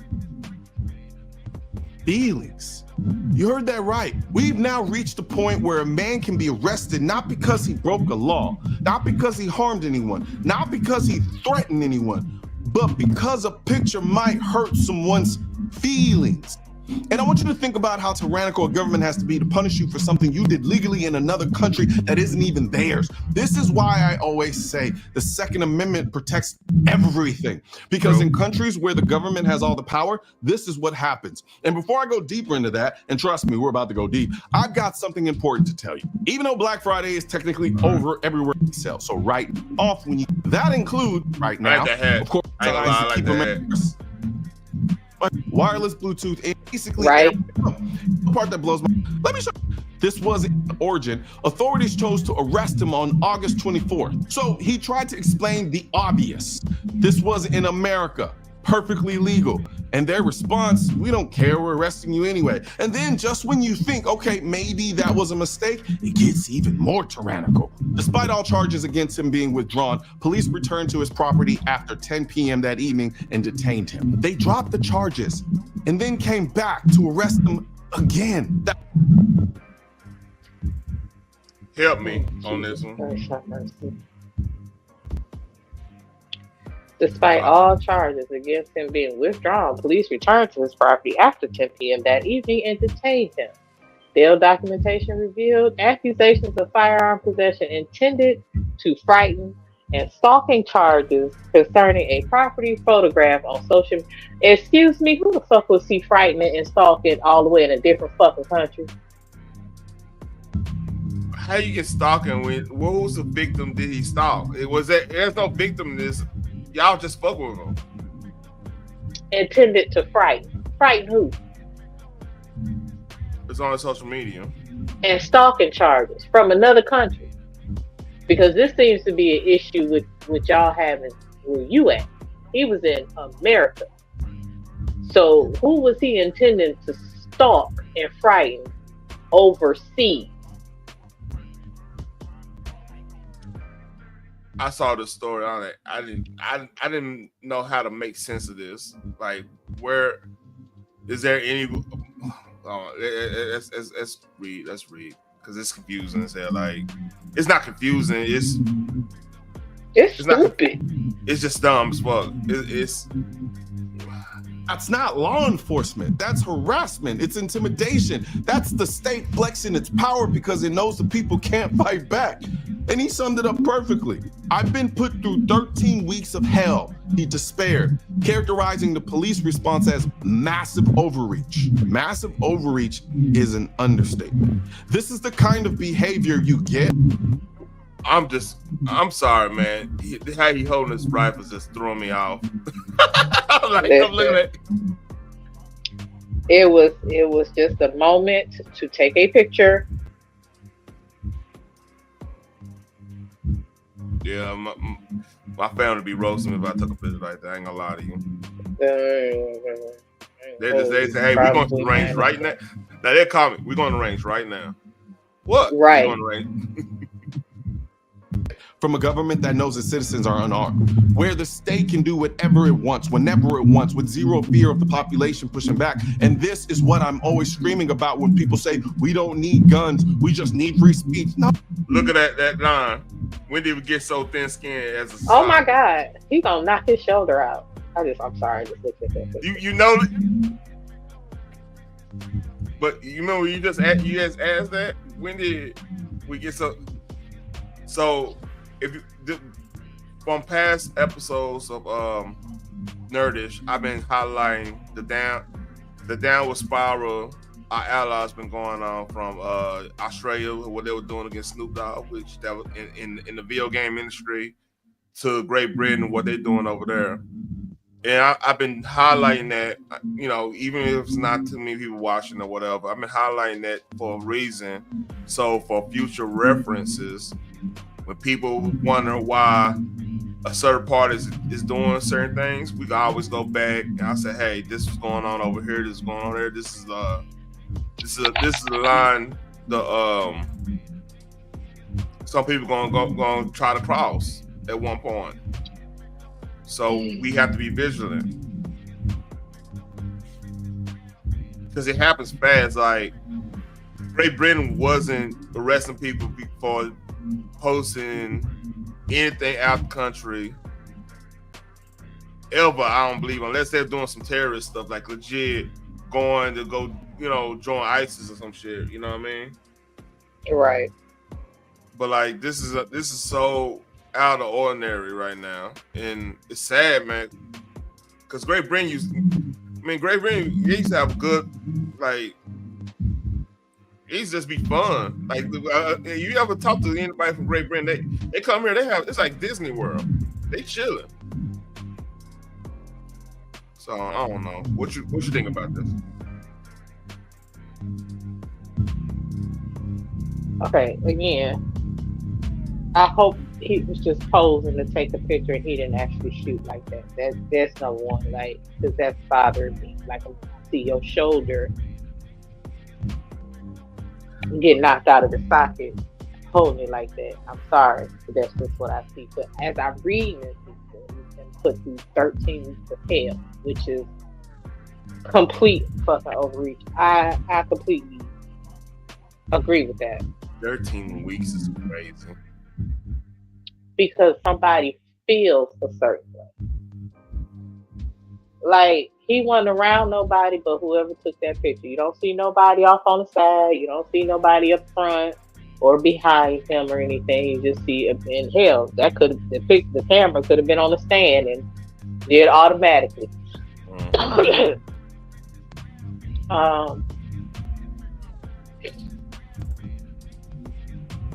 But to say that he's getting arrested or detained for stalking and intention of fighting, unless you actually can prove that that was his intention, or you can prove that he was actually stalking somebody from a whole nother fucking country, then you should have never even knocked on this man's door to arrest him. Because that's stupid. And you know what's crazy too? He probably didn't even get reported by anybody that felt some type of way. They actually got social media, people that go with people's social media online, and they got a department over there in Great Britain. That's how they born. So, reason I brought this story up, man, we have to be vigilant. We have to, first of all, thank God we're in the United States, man. Real shit. I mean, people talk shit like, "Woo, bullshit, slavery." But you know what I go do? I go play my black ass at a gun show, a gun store, academy, Right. Shield. I go get me something that I could defend me and my family with. You know what I'm saying? And I can go train and get efficient with that said tool. You know what I'm saying? Yep. And if I'm responsible and everything, that's a net benefit for wouldn't that be a net benefit for the culture, for society in general? If I'm responsible and well trained and with even skilled, yeah. So it's things like that bother me. Like even with the whole Ja Morant thing when he was doing the little gun thing with his hands and stuff, and everybody had tips me. I look at that different. Like if Ja was if he was promoting, safe and responsible gun ownership, which he probably wasn't. He wasn't being enough. I'm not saying he was going to do that, whatever. But if he turned around and said, "Hey, you know what? Let me redeem myself and promote gun safety and stuff," right? Wouldn't that be a net positive for the NBA, for him as a man, for the country itself? Because the youth understand gun safety and understand like the value of a life, and like you do this, people ain't coming back. They understand that, from a celebrity standpoint. How's that not a positive? I mean, it makes you think. Again, it's a bunch of spirit of confusion. Because we are a nation that actually endorse guns, but at the same time, say they're dangerous and no one needs them. Constantly having people going against them. Oh, guns kill people. No, the person with the gun in their hand decides to kill them, whether it's self-defense or just cold-blooded. Now, the intent, again, would have to come into question if somebody loses their life when a gun is being used. But a lot of times they like to fearmonger. They say, "Oh, it could be your kid." Okay, and this is not the first time.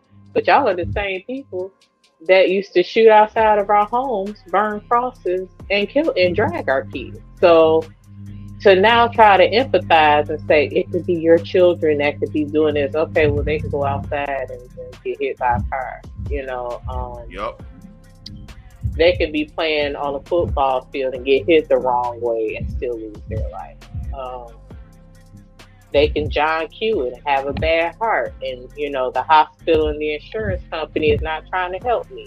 But then you want to fearmonger me when it comes to a gun because you actually want to kind of have control over my household. Yeah, and with that being said, to add on that, it coincides with the active emasculation of men in general, not white men, not black men, not Hispanic men, not like society, not even society, media driven emasculation of men. Because the thing is, you can have a straight up redneck. You can have somebody that might have dropped an N-bomb here and there in the past 20, 30 days, right? Mm-hmm. But you can have somebody that's a pro-black, pro damn near damn, I just went blank. Damn near Bobby Seale type shit, right? But you start talking about like weapons or whatever, they might like, oh yeah, I like this one, I like this one, I like this. It's a united moment because every man wants to protect their family. Unless you're a male but not a man. That's a whole nother subject on that. We don't have to get deep in that. But like, if we're built by history, DNA from eons back of being the protector and provider, no matter how they try to take that away from us. You know what I'm saying? And that's the bottom line to it. So that's why they're trying to emasculate us, so we will give up our God-given ability to defend ourselves and the people we love. It's actually sick, man. It's satanic in a little bit too. Yeah, it's bold business. And like I said, spirit of confusion. That's what they say. Oh, well, we can't have guns because they're very dangerous. But we actually manufacture guns here. So clearly you don't think it's that damn dangerous. And then those that are lobbying against it, guess what? They have guns. They go duck hunting. They go deer hunting. That's security. Like, man, I don't get it. It's because they want power. It's like the Joker. Now, if you look at the little political, they got one. I don't know if I can find it where they have all of the what the characters would be if they was in political alignment charts. Like you got, I think it's like a diagram chart where you got one axis. I think it's like x-axis and y-axis. One of them is like authoritarian to libertarian. The other one is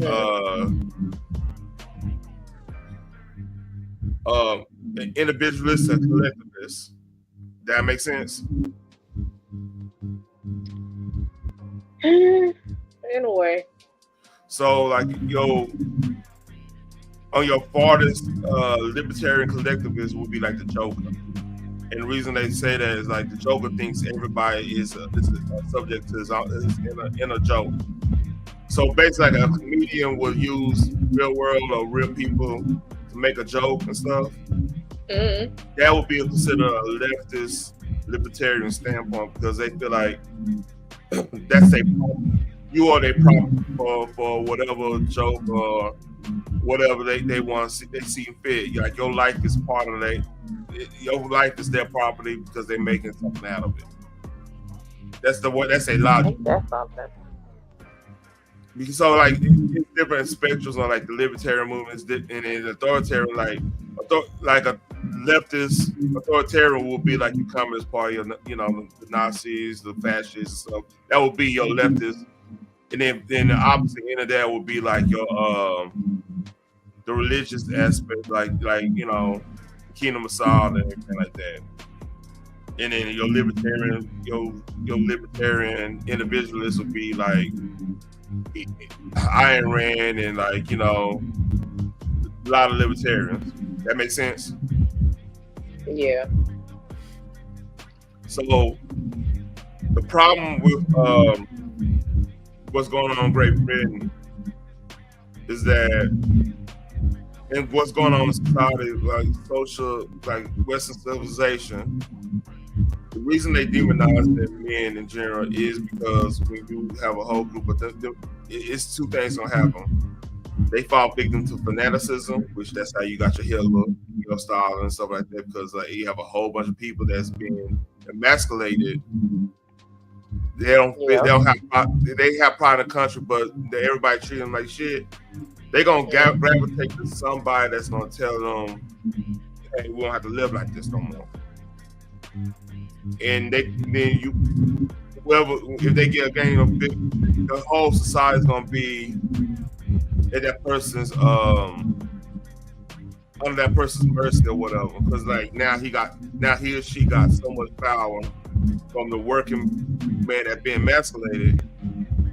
That's when you start getting what you got in World War II. I think about this a lot.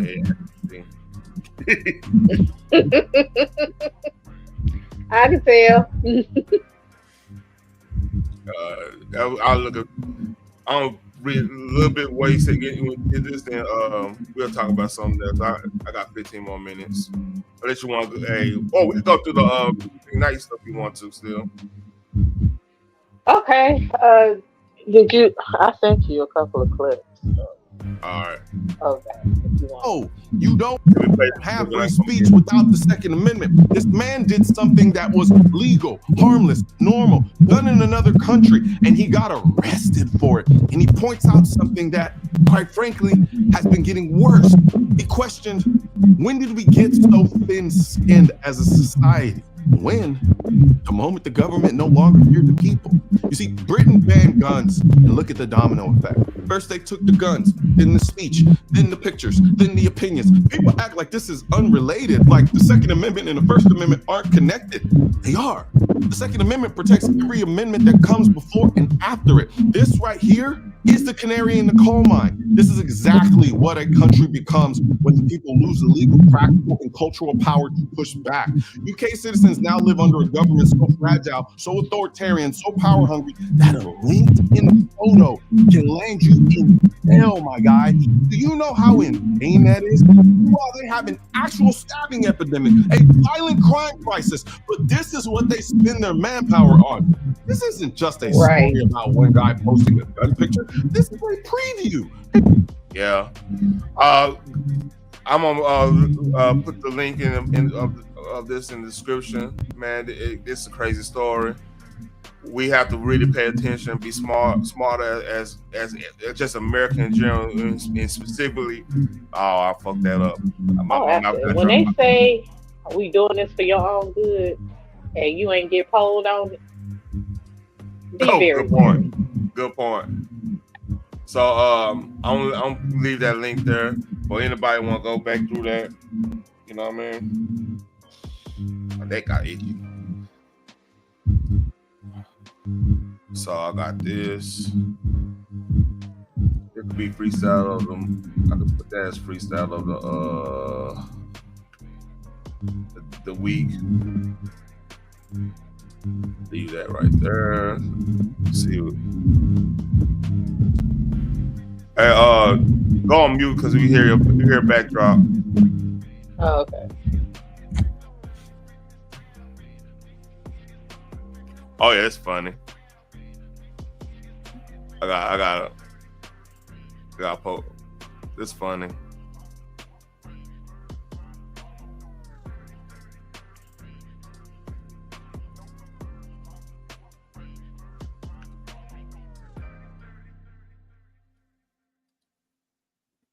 Let's see.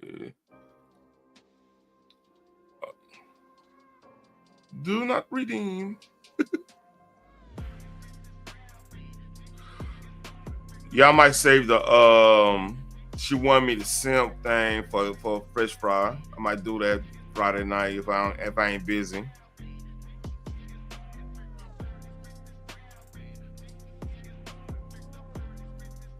I don't see nothing else. You didn't find the Brian McKnight stuff?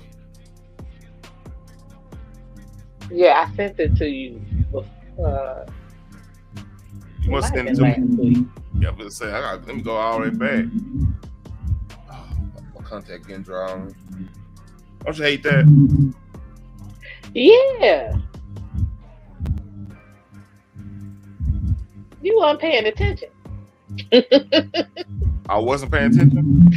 No, because I sent that shit to your ass last week. I still waiting on the response, but whatever. Damn, I don't see it. Okay, I'll resend it to you. Oh, is it? Oh, here you go. The mistakes I made. That's that one. Yeah, right, that's one of them.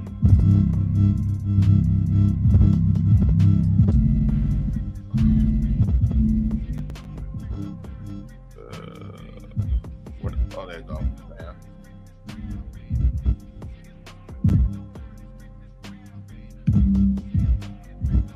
But yeah, that she wanted me to be a simp thing was crazy. Okay, is that a timestamp you want? Because it got an hour on it. Yeah, that's what I said. He had. Hold on. Give me a second. Give me a second. While you wait on this, Because I could have sworn I sent you a clip. Did you see this? Kevin Hart was asked if he would rather have. Oh, yeah. See but this one? Play it for the people that have. I didn't hear you. What you say? I said, go ahead and play that. I have seen it. All right. Would you rather have a gay son or a thought daughter? I would rather have 2 healthy kids. Like, it doesn't matter to me.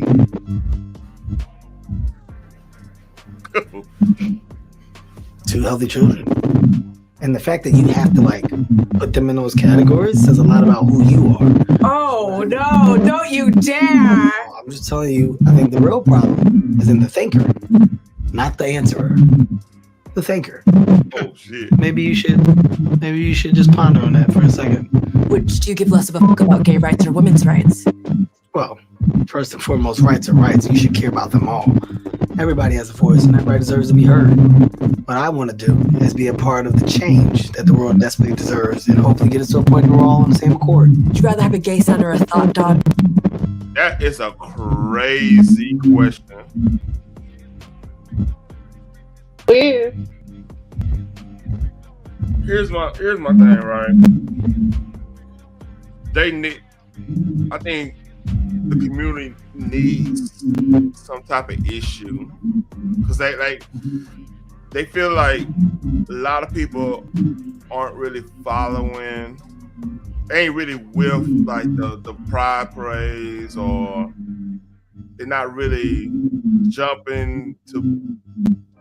They're not getting the attention they feel like they deserve type right now. Because like most people are pretty much done with it. Let's call it for what it is. So I believe this was a way to draw up some type of, give them some type of like flag to raise somewhere. That makes sense? Because the way they asked this, this person asked this question was just wild. Like you just tell, like Kevin Hart is like, what? First of all, he might not be happy to even being there. You know what I mean? I'm getting that vibe. Like this is true, but she asking like she's trying to have a gotcha moment. Are we sure that's a she? I don't know. I'm not being funny.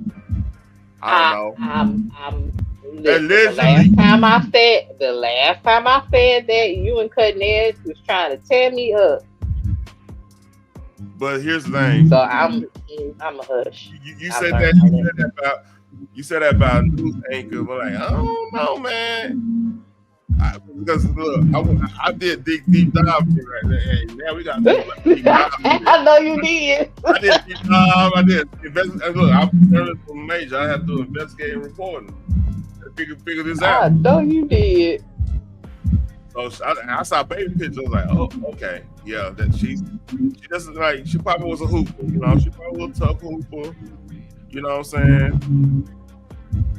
That's what that was. She was tall, and so that probably what it was. But at first I was like, ooh, Penny might be right. Let me go. She is pretty tall. But then, yeah, she used to hoop and play volleyball. And, I'd be surprised. I doubt modern scientific technology went that far yet. You know what I'm saying? I'm just going to be 100. Yeah. But this person, I mean, with a question like that, I might be questioning who that really is sitting there. Yeah. The way they answer the questions weird. And she whisper talking. Just saying. Yeah. But I just sent you 2 clips. All right, hold on. Let me let's go. Because I really want to get into the thing is, when they was talking about Mark Lamont Hill or Joe Budden responded to it. I forgot to send you that too. I'll find it. And then Anton Daniels responded to Mark Lamont Hill's response. Let's see. So, when we start with I Destroy Him, then the other one? Yeah. All right. Let's see. I want to go through one thing before I do that. I forgot something to go through. It'd be a quick. Those are the stuff. Game stuck his foot in the map again.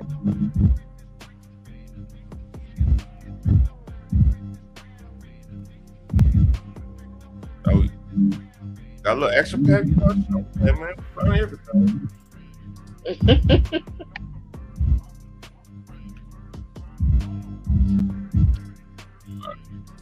Look, got that clipped up. All right, it's clear. So I might have to edit this out. So we're gonna play this a little. We're gonna play this clip. And I don't know if Game was just being funny, trying to be an asshole, because Game will pull that on you, or he's sincere. All right. Okay.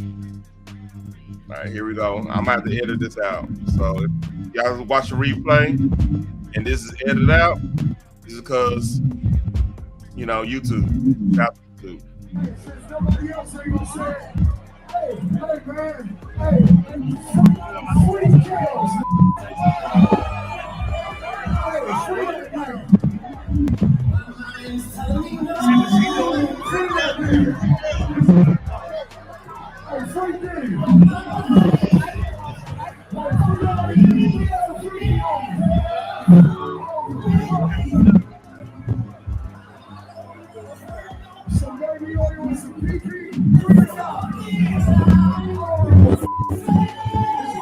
I think he's joking.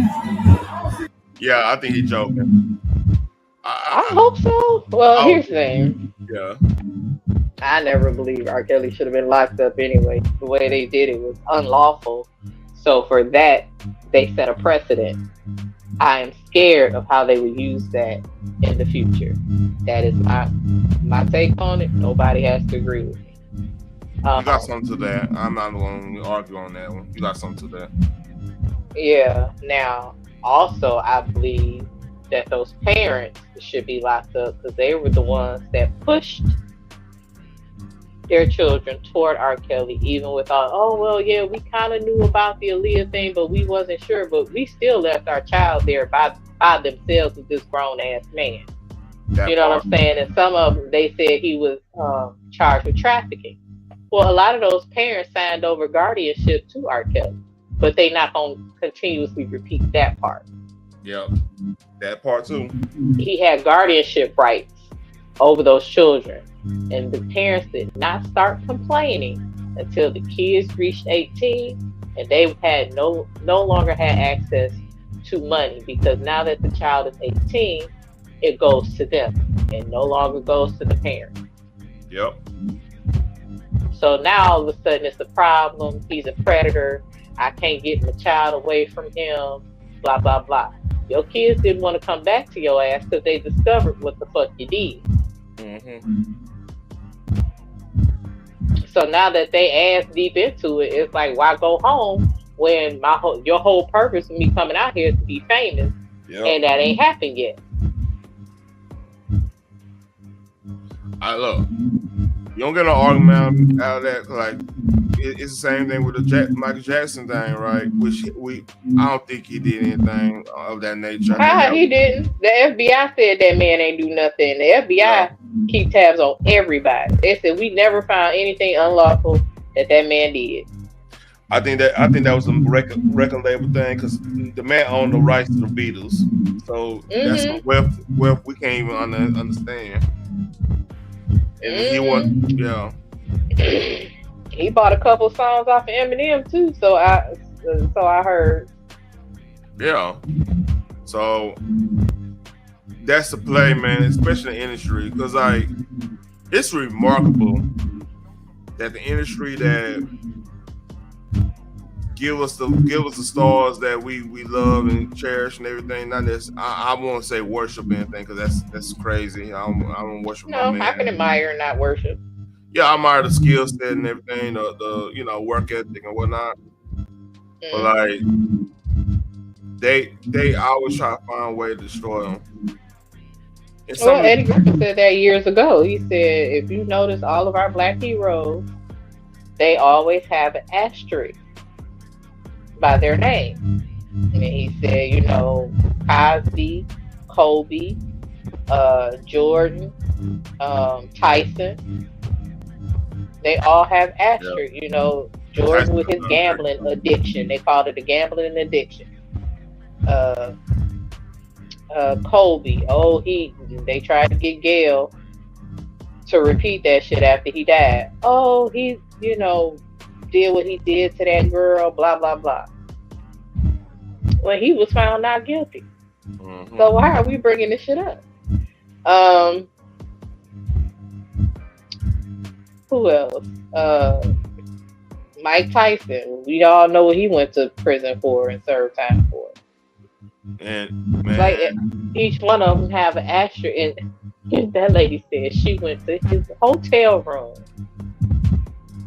What was that? 2 o'clock in the morning. Hotel room in the middle of the night. 1 and 2 o'clock in the morning, thinking they're gonna play Parcheesi.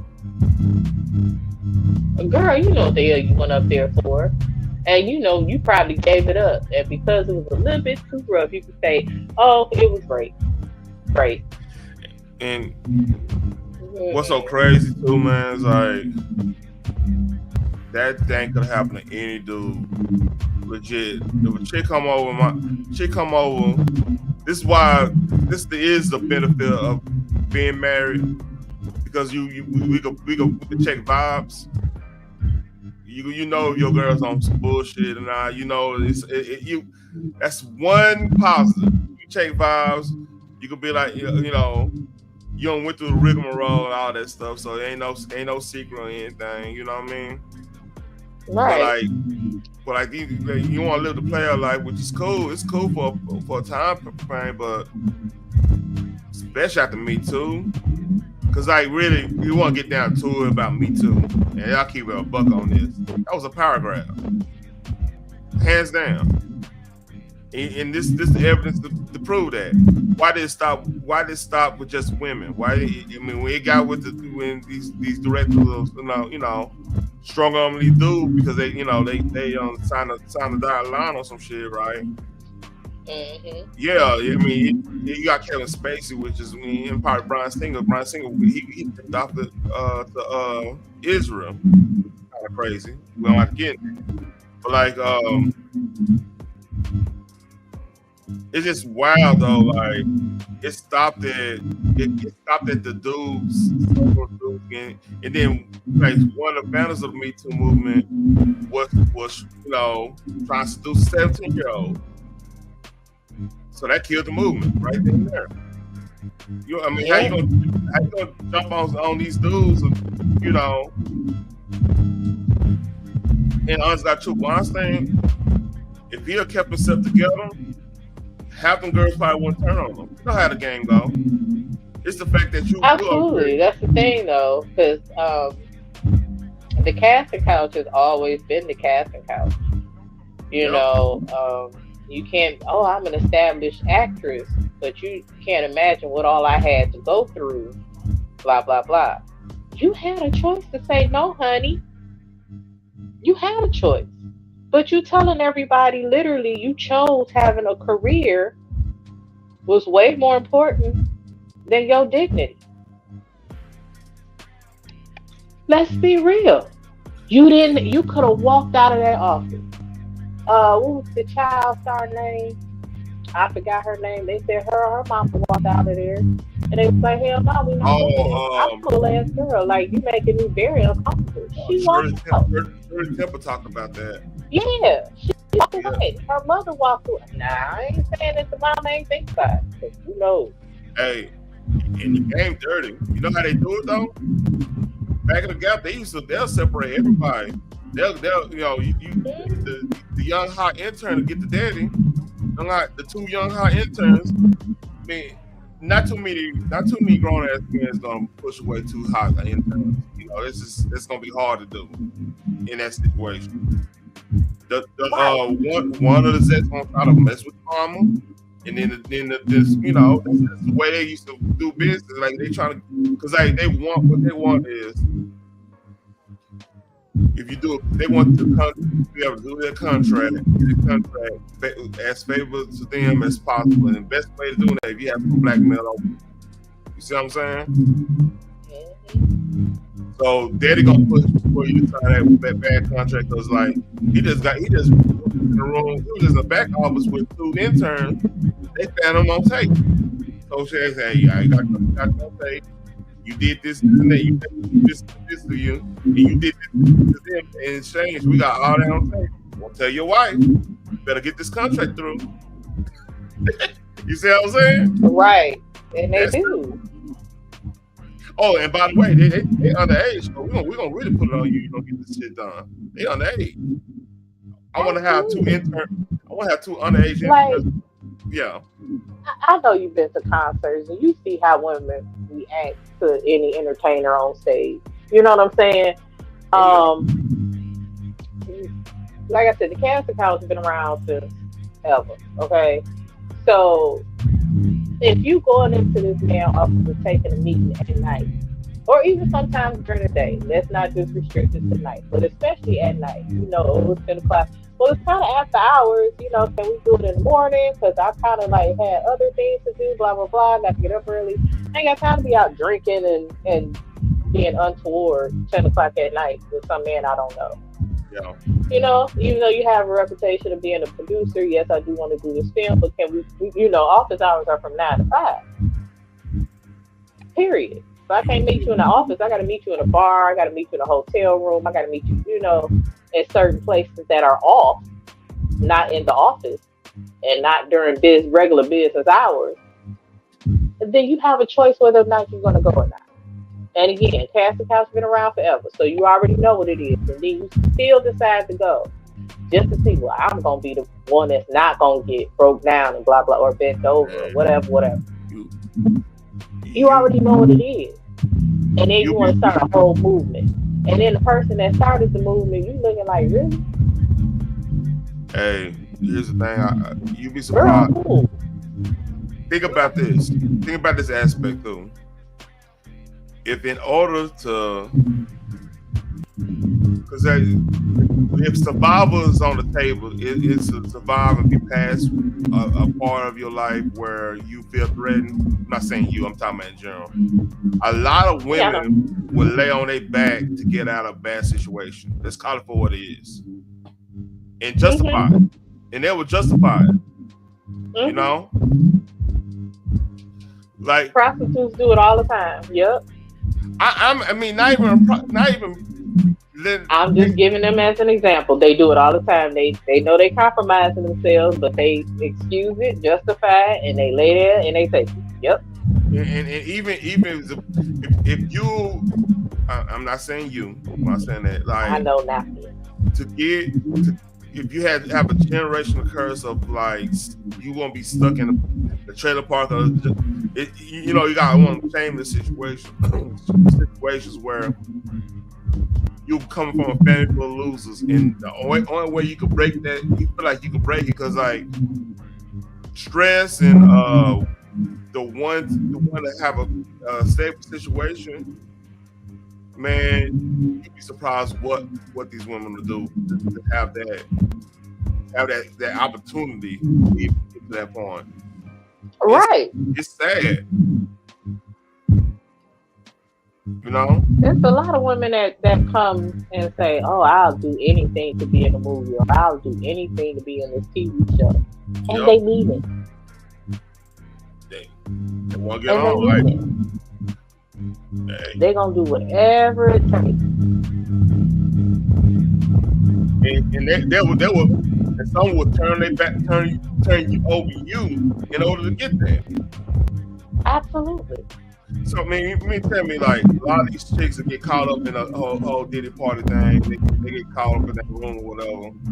You don't think that homegirls probably got a promise somewhere and say, "Hey, It's the same thing as you knowing you going to the Playboy Mansion, but you thinking ain't nobody gonna touch you while you walking around happy." That part. So These parties are the same thing. It's yacht parties, it's land parties, mainly on the yacht because they want to be in international waters. Let's be clear, okay? Yeah, everybody knew what the hell they was doing at Diddy party. Everybody, and they still went. His shit was still off the hook. Yeah. And a lot of them celebrities lying talking about, "Oh, I got up out of there before any of that happened." How you leave off a boat on a whole yacht? How you leave? I'm in a belief where the celebrities that was there, a lot of them probably was eye candy for get people they want. Because like, think about this: you're a publicist, right? Or you some type of middle management entity or celebrity, right? If you found out that other publicists in the mid-level thing going to this party with celebrities gonna be there and everything, likelihood of you attending that to about 10-20%, unless you're busy that week, whatever, because it's like an industry party. You know how that works. So if you got titans in the industry holding a party and you want to be there, want to find better passions, you're gonna go no matter what. And that's a business at that point. So I believe they use that straight up knowledge of just the business situation to treat these motherfuckers to go there, then they could compromise some of these cats, and that's why you notice. Look at hip hop now, pre-Diddy trial and post-Diddy trial. Pre-Diddy trial, everybody talking politics, right? Yep. Nobody talking politics right now. And the hip hop's like, oh, you talking about in that circle? Yeah, no. Everybody legit quiet, like there's no. When the last time you saw no rap music in the top 100? You gotta go years. Gosh, yeah, that's. But you know what? You haven't. No, can't say. Well, the Kendrick Drake beef went on, but Kendrick monkey stomped that ass. So. But like no top 100 songs. I know Redman came out with another with an EP, but that was under the radio or Yeah. all that stuff he doing on his own. So yeah, and then somebody just came out not too long ago and said that the voting process for the Grammys and all that stuff is rigged. So yeah, that's for Billboard and Grammys. Yeah, it makes me think and what's crazy? Why I know Shabuzi does most of the country, but he's taking hip hop songs and he's taking like Tipsy. That was a hip hop song. He made it to a country song. Like, would that be considered like a genre of hip hop? I mean, they could put it under hip hop and then let him win it. It's almost like they've done that before, though. Like they had T-Pain as a fucking he had him at hip hop, which of anything he'll be what maybe I think he's more pop than hip. Yeah, I think he's more pop than hip hop. Because like pop takes like 5 different genres and make it make a sausage out of it. You know what I'm saying? Like that's true. Like Michael Jackson, like Thriller was pretty much a rock album. It had Eddie Van Halen was gonna get doing the guitar work on Beat It. That's kind of true though. Yeah. It ain't no kind of, it is true. Eddie Van Halen did it. Go look at the No, I'm saying the album overall. Yeah. Some other stuff on there, but yeah, that's why I said kind of true with the album being rock. You ain't lying because the riffs, the riffs, that could be considered rock. I mean, they play Thriller and because like Wanna Be Starting Something will be the Wanna Be Starting Something, Human Nature. Human Nature is a ballad. That would be a rock ballad. Yeah, that's what I said. It was a couple other things sprinkled in there. Yeah, PYT would be. I would consider PYT an R&B song. That's an R&B song. Mm-hmm. But technically, soul is a form of rock too. People don't know that. Like soul is considered a form of rock. It is, and blues. Yeah. Because without blues, you don't have metal. Without blues, you don't have Black Sabbath, which is considered. Yeah, R&B can stand for rhythm and blues and rock and blues as well. So, because it kind of is the same thing. A lot of stuff from rock, they were singing blues to a heavier type of instrumental. I'd say that. So, yeah. Music is not just one thing. You know what I'm saying? Like, just because you put it in a category, don't mean it all the way fits in that category.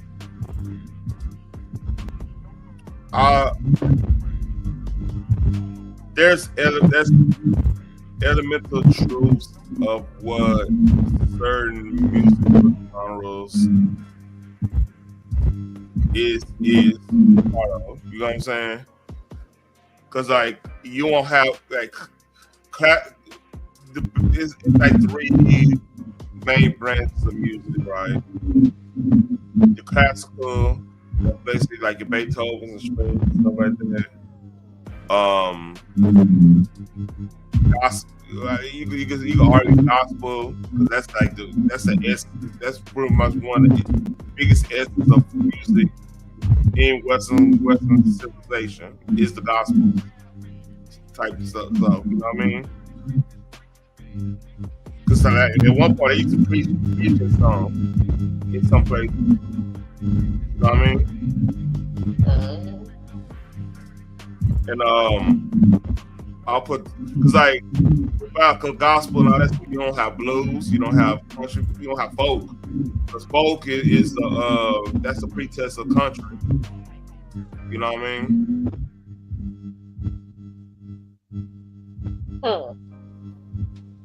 I would say this.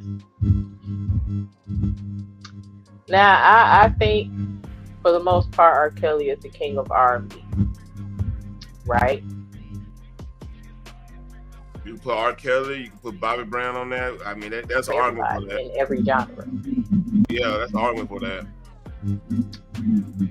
Listen to what I'm saying. Listen to what I'm saying. Yeah. But for R. Kelly wrote for everybody in different genres. It's funny they say he for everybody, and then they say he can't read, which is kind of disposition. It's kind of bad way they say that, but yeah, you're right.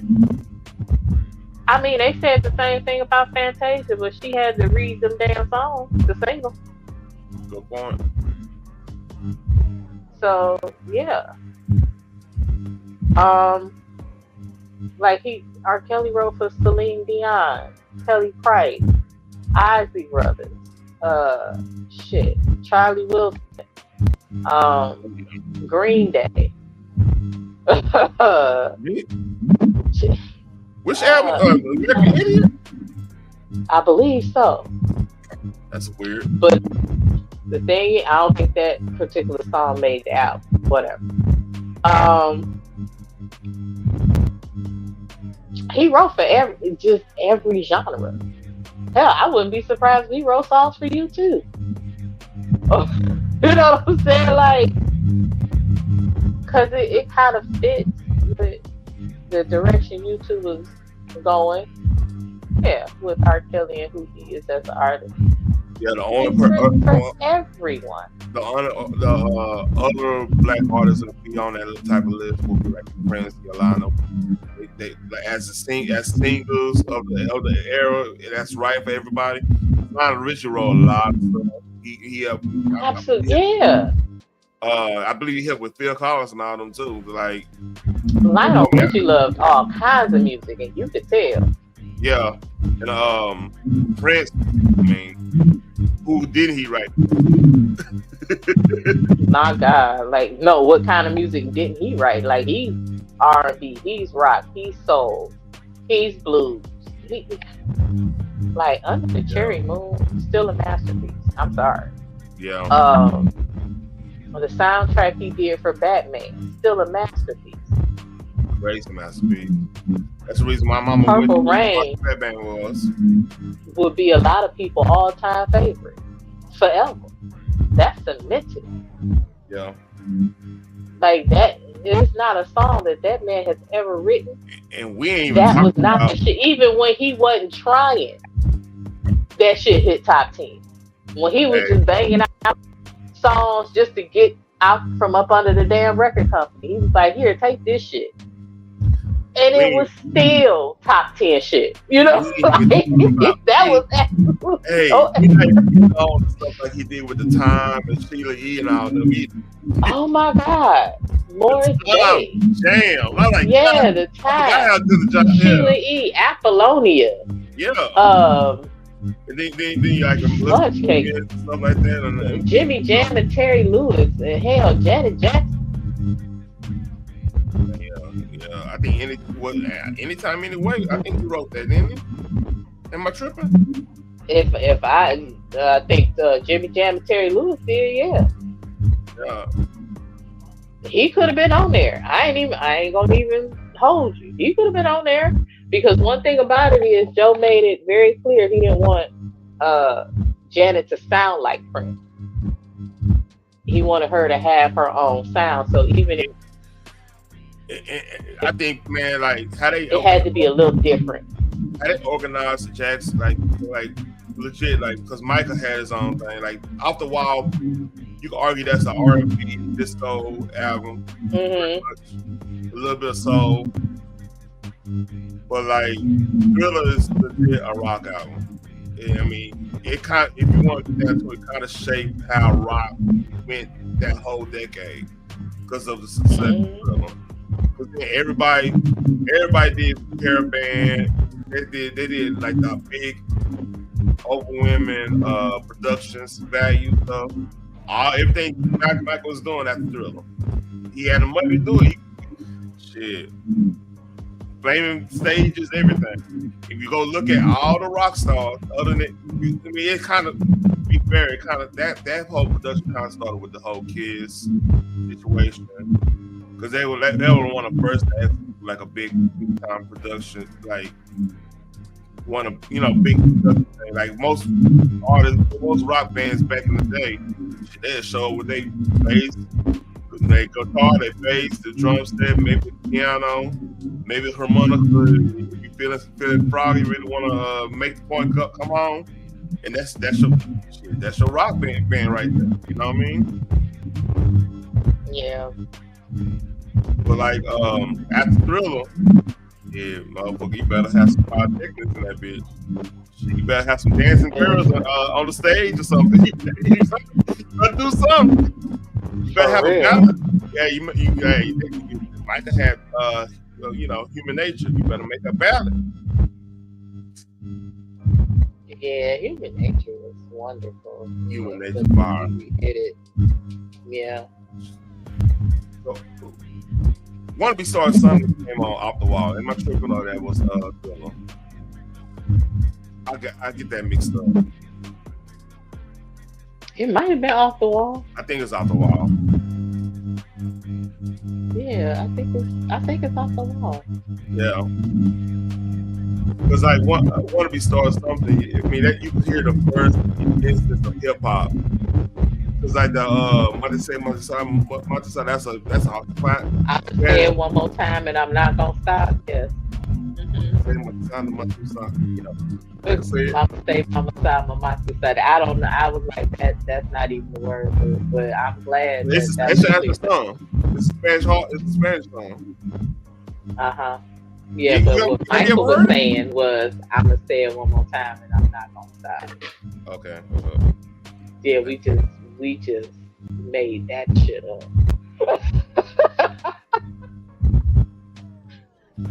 Hold on, let me go. It's an actual song. The song jam.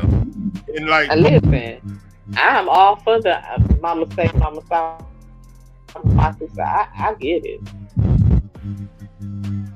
But what he actually said was totally different.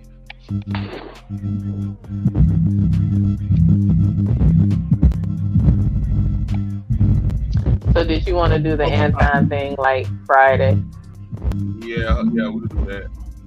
Okay. I'll send you the clips of the breakdown of the interview. Or I sent you the whole damn thing so you can watch it. If you don't want to do like a raw reaction.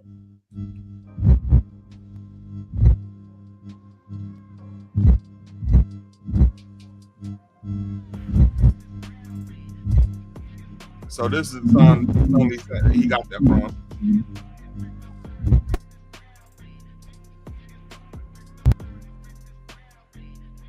I ain't gonna play it because that's will flag that. Okay. This is a jazz song. Like I believe you. This shit was hard for years until I was corrected on what the hell he was actually saying. I was like, fuck that shit. I don't want to say that. I want to say what I always say. I forgot what it means. It's African. I do too. I forgot, but shit hit hard. Let's say that. Yeah. Something else. This.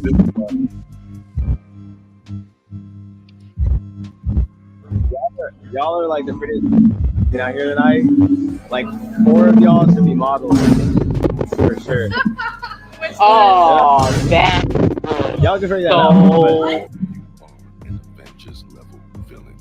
How was it possible? That was.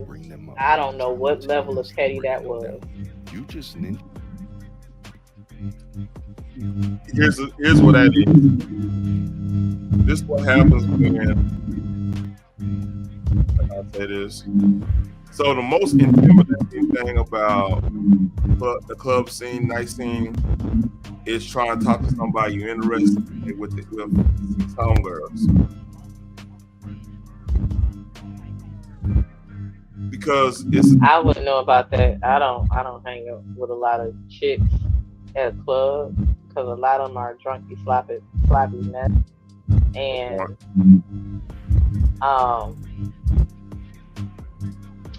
you know, if you associate yourself, if you don't know who that person is when they go out to the club and stuff, and then they end up, you know, a little loose, and their goal is to get drunk or to go home with some dude and all that stuff. Like that's not who I am.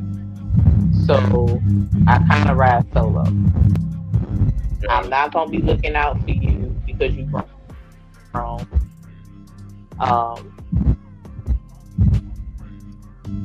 I want to go home with him. Okay, well, cool. I'm not about to fight you on. So whatever happens, happens. But the homeboy shall not be thinking the same thing about me. Smart girl.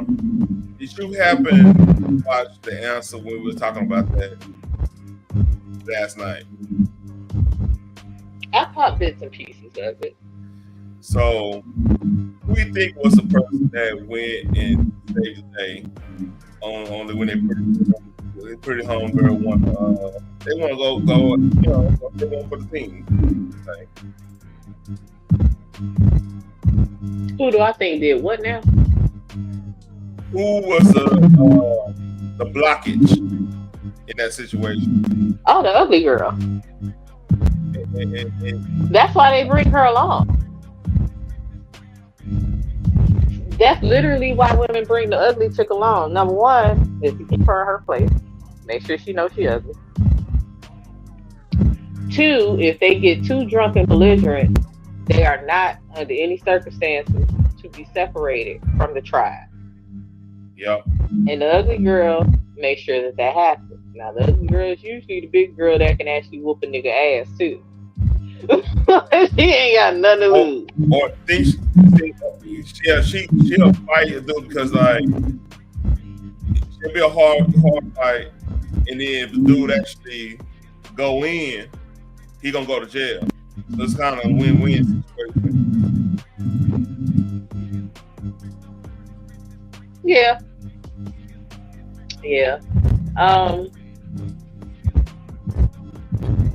I think I made such and such mad because Mercy he was talking. I said, back in the gap, you've been the first one I talked to because I already knew you're gonna be strong with it. I'll be like, I got this is what I got right here. And she doesn't bust out a laugh. I said, it's just. Now, see, the giggle box is usually not strong with. I'm sorry. The giggle box? And I don't know Mercy like that. I do know she's from Detroit, and we are a lot. Females in Detroit are a lot. Oh, I already know. I know. Shit, we've been doing. Y'all just say some shit like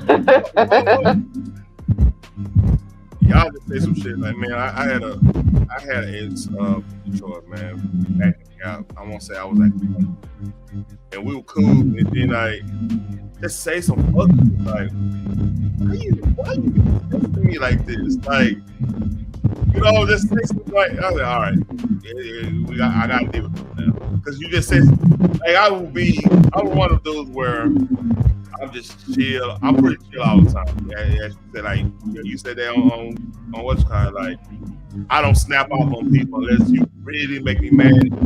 It's gonna be like over here. Right. That's the way I am. So if you challenge my man, like y'all have, I ain't say y'all, but this chick had a nasty habit of trying to challenge the manhood when I'm chilling.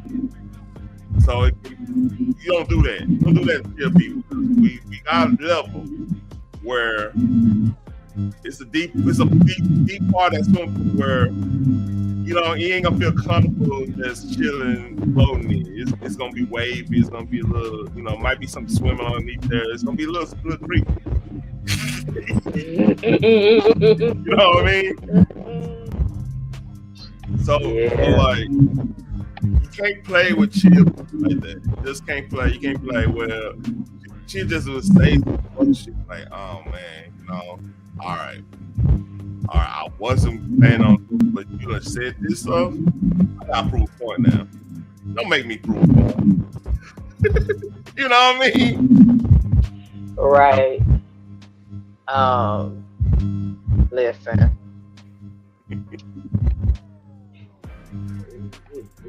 You just gonna go through a lot fucking with me. I'm gonna be the chick that always say no. If I'm in a bar setting, it's just like, nah, I'm good. Yeah. I'm good. Like, I didn't come out for all that. I literally just came out to drink, dance, take my black ass home. That's it. And usually, like, if you want to be, most of want to go, they want to go do the whole run. You got a certain friend you know that be down to do that type of whole run. You Right. it's gonna be an Parents, understanding. it's like, that's not the date, because they not looking to date you. They just looking for something for the day. And so Yeah. I'm like, Cause like, I mean, I remember chicks like that was their sole mission, was to get away from where they was at to come opposite of where they been at. You know what I mean? I don't want to say be super explicit. They're like, look, tired. Look, it's bored over there. We didn't come to the hood one time. They do that. All races. Yeah, I think the word they call slumming it.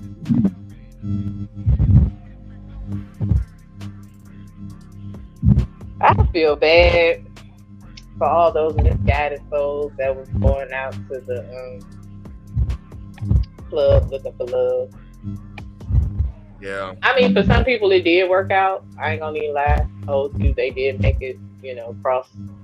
They jumped the broom or whatever. Don't know how long that lasted afterwards.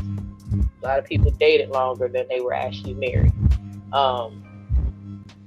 Which also does not make sense to me. That's neither here nor there. You want to know the ones that stayed together in that situation was the ones that don't are secret together. What up, homie? That don't what? Hey, what up? Okay. Like the ones that Oh, it's you. What's up? I said, oh, it's CP3. I thought he'd be over there trolling the answer. Oh, that nigga live? Huh? Yeah. I ought to go troll him, but I don't feel like it. The title was he was in a real life fatal I attraction. see my boy live. Yeah. I'm about to get off a little bit anyway, man. We gonna went through the whole statement. Yeah, I see 237 in. Yeah. Is that my audio standing in like that? Ooh, it might be your audio standing. Go on mute real quick, man. Say something real quick, CP3. Yo. Oh, that's her shit. No, that's her easy Diddy ass mic. Yeah. That ain't me. Yeah, the music been reverberating. Oh, I don't know what been going on. I'm gonna catch the replay. Oh, man. Shit. I'm definitely gonna catch the replay. Hit that like button for you, boy. Yeah, I appreciate it, man. Appreciate you coming through, man. Nah, I just pulled up on some humble shit, man. I don't know what y'all talking about. I don't know about shit. Nah, we were talking about we just talking chit-chatting about like the whole club scene, how it used to be, and that shit's so different now. What year y'all talking about? Oh man, like even there's so many transformations and man errors. I think the club scene. Do niggas niggas don't remember the tall T era, my nigga. Man, no, nigga. The tall T era was different, but we was safe outside then, nigga. Hey, everybody was outside. If you had everybody the phone, my nigga, with the tall T, man, you was in. Man, come on, man. Flip phone with the long ass chain. That's 30-inch boy. Oh, good Lord.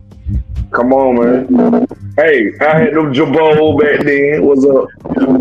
Yeah, I love Jabot. They had lots of fun. I either had some starch down Levi's or some starch down Nah, we had Levi back then. I ain't gonna cap, bro. So, back then, Levi wasn't the thing. Levi wasn't the thing in Alabama until Boosie made that song Levi. After that, we were getting them 501 like motherfuckers. Yeah. Yeah, no weed. Yeah, Levi's was I'll tell always you. We had them digging. Look, when I was in middle school, nigga, everybody was getting them digging suits, boy. Everybody had digging suits. We had the digging suits and the Jinkos. What we talking? Nah, I don't even think we talking about that. No. You had the Jinkos. You probably had something on you. You know what I'm saying? What's the G code? For Jinkos? The shoes? No, the jeans back in the big old wide jeans. Motherfuckers used to keep something in that shit. No. Oh no, I ain't never heard of them, but I don't think they ain't making it us. So like we have our own thing, man, cause like that's Texas, nigga. Y'all got a lot of y'all own thing. Like everybody had dig like you I had my red diggies. I ain't gonna promise. Diggy, that's why I said Diggy because Diggy's more global. Well, national, I'll say. I had red diggies, I had some khaki diggies, I had some black diggies, man. Come on, man. Nah, I had the blue jean Diggy with the different color stripes on. Same color jeans, different color stripes, man. Yeah, I know what you're talking about. Come on now. Yeah, and I had I had a red chucks. I had me some gangster night, the old Cortezes. Had me some gangster nights. Nigga, I had an Olympic D-Wade. First year D-Wade made the Olympics. Yeah. Oh, folks. Then yeah, I remember getting the bread bread Levins, boy. No, that was only. You had to squabble over them motherfuckers back in the gap. You had to them bread Levins? Oh yeah. And they're like, what size? I said, shit, 2 bits. What's up? My side. You both say my side, nigga, and then start a fight. That's what it is. It depends. Like, don't let me decide my goddamn shoe.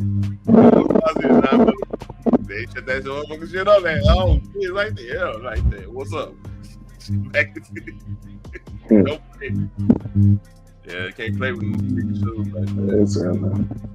And then, hey, back when British Knights came out, you wear British Knights in my hood, you getting your ass drugged. They gonna beat the fuck out your ass. Wow. Yeah, I'm not lying to you. Listen to me, bro. Yeah. I never know what that was until y'all said it on YouTube, bro. Like, I ain't never know what that was. I ain't never seen it. What the fuck is a British Knight? I be seeing all the old niggas talking about that shit. Like, what the fuck is that? He was popular about with Reebok and K-Swiss. If the nigga came to East Fort Worth with some BKs on, you can add my baby. I was born in 91. I don't know what that is. Like Nike. That was funny. Yeah. Never heard of it. Like you can rock the blue K-Swiss and everything. Like the cheap shoes we used to say, like it don't matter what brand it was. If they were cheap shoes, we used to call them buddies. They just be called buddies. Buddies. Damn. Hey, boy, you gonna get roasted if you had some Payless shoes on, boy. They gonna roast your ass, boy. That's what I'm saying. They gonna roast. They be like, boy, you got on some buddies. Like, you say that shit, nigga, you done. Lord have mercy. Boy. Watching. I remember them niggas used to roast people. They have a sermon roasting your ass. I'm like, God damn. Man. It used to be a certain, like our lunch table was literally set up to where like you got the roast table, cool kid table, this table, nerd table, you got all these tables. I'm bounce around all the time. So one of my old house with my nephew at now, we never ate inside the lunchroom. They had like an outside, one of them outside like chill things. So we had our own bench. Boy, you come in there, and we used to have, I had all the music. So we had a boombox out there, jamming, whatever. Or you come out there, wrinkle. You come there, wrinkle. They roast you. Look, I'm the big brother to all my people I grew up with. I grew up in Prime Wayne era. Like I had all that mixtape shit. I still got it. That nigga on TV, bro. And I tell you, that music, it's amazing. Yeah. You can remember moments behind certain songs. I had all the Screw back in the cab, like the OG Run C, the Michael Watts, DJ Screw stuff. Oh yeah, yeah, I was lit back then. Yeah. Shout out to Justin, Mr. Rogers, man. Like, you know my people. Like, yeah, man, that was a heyday.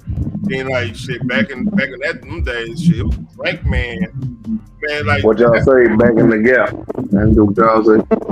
Yeah, back in the gap, like shit. I would say from 01 to like 09. Man, there was so many goddamn Drake, man. You know what I'm talking about, Drake, right? Oh yeah. Yeah, we was screwed up. We was screwed up. Everybody was. Everybody. Man. Let it go. Hey, all niggas had to act right, you know what I'm saying? Oh, hey, we called it, fam. We called it here. Like I said, they had to act right, but you know.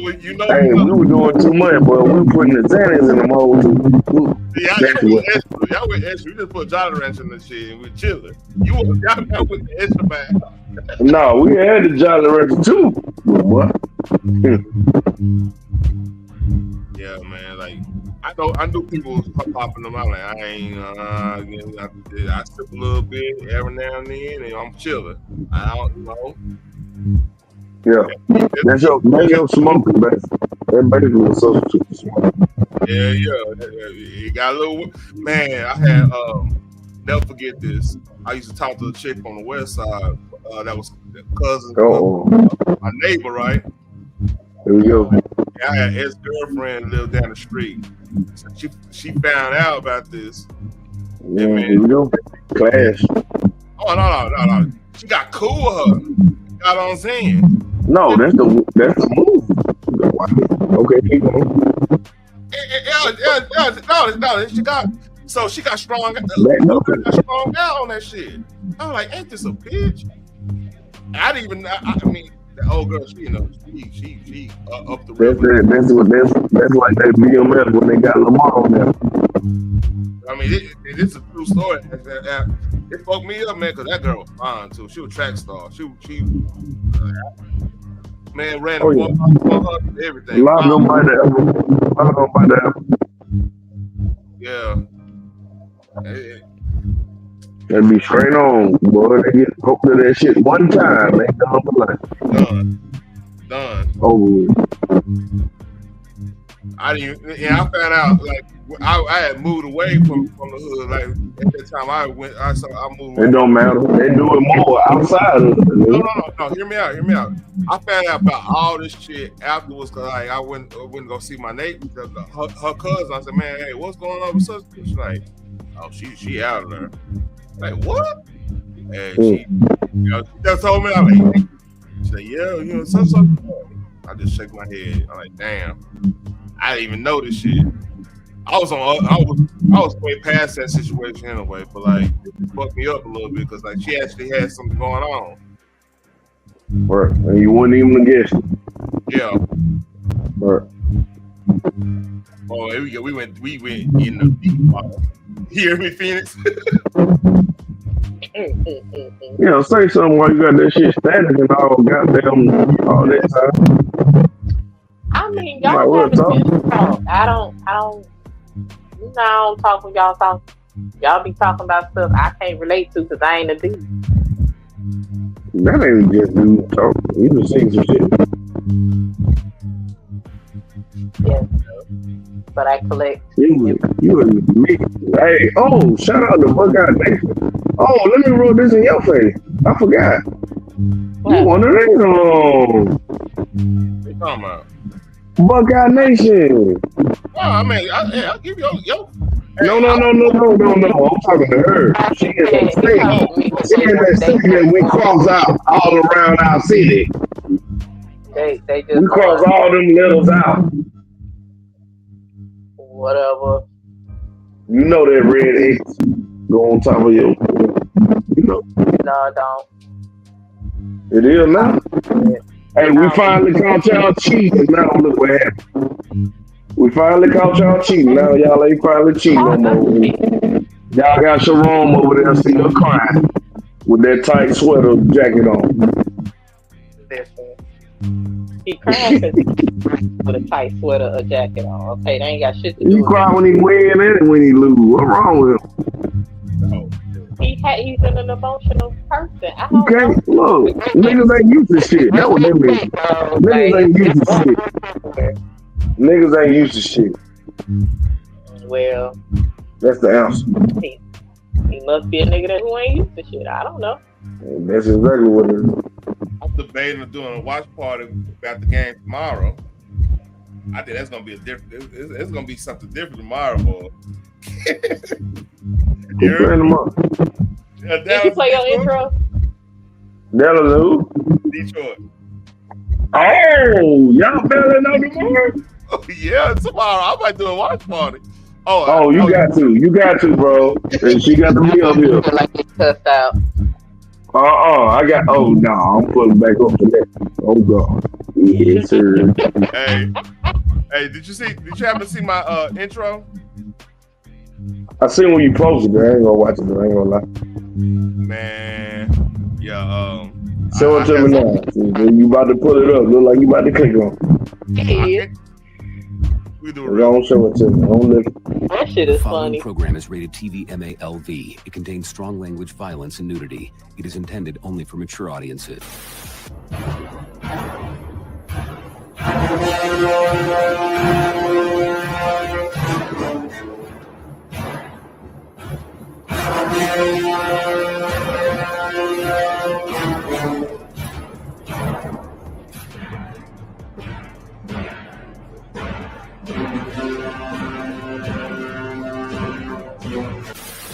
Saruman believes that it is only great power that can hold evil in check. But that is not what I have found. I found it is the small things, everyday deeds of ordinary folk that keeps the darkness at bay.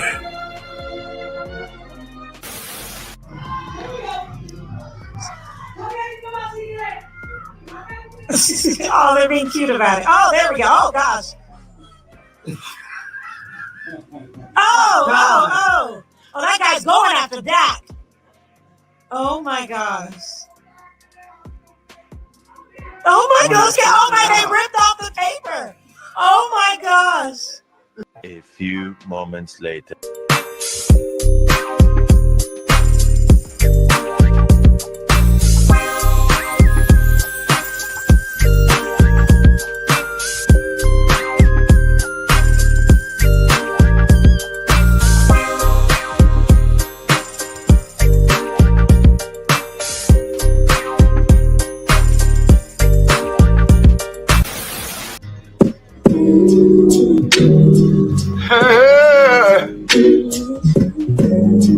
Ain't nobody calling me, texting me, paging me, asking me, are you still involved?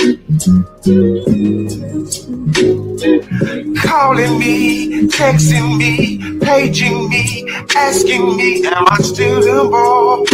Y'all usually check on me. Listen. I'm still involved. Oh, shut up, my boy. I'm still involved.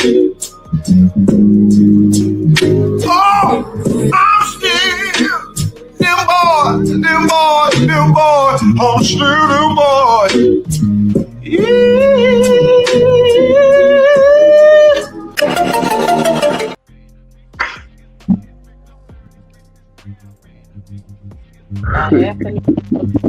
No damn well he was Hey, that's time appropriate. I just want to know how much Jerry paid for the game.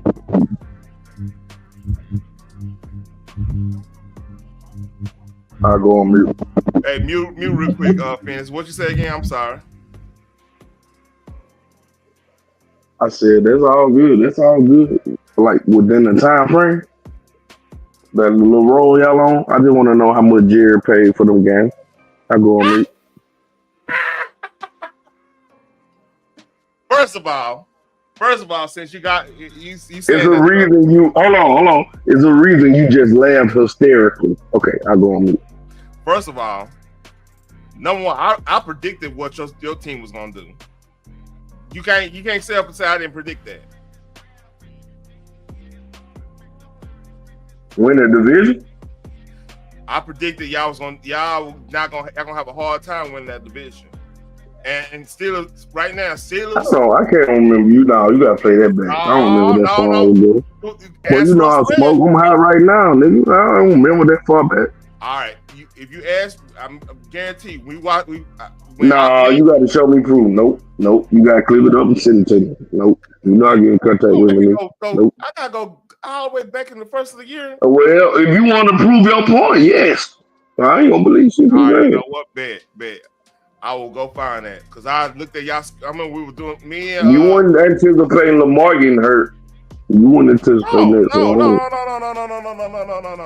I didn't go into the team. I want to know exactly what you said. Man. Okay. Is this before or after Aaron Rodgers was confirmed to go there? This is the first. I think that was before. When Aaron Rodgers got on the team, Aaron Rodgers was already on the team when this happened. Because it was preseason. No, I think that. No, I don't know. I'm guaranteeing you ask Russell Red. Show me the clip. Now, you listen. I gotta go through this, but before I go through this, matter of fact, you know, goddamn, you don't think I'm all right. You want to play? You want to be a Virgo today? We're gonna be Virgo today. We're gonna be. I'm a Virgo every day. All right, you don't think Fat Me agrees? Let me go find this motherfucker. Shit, hold up.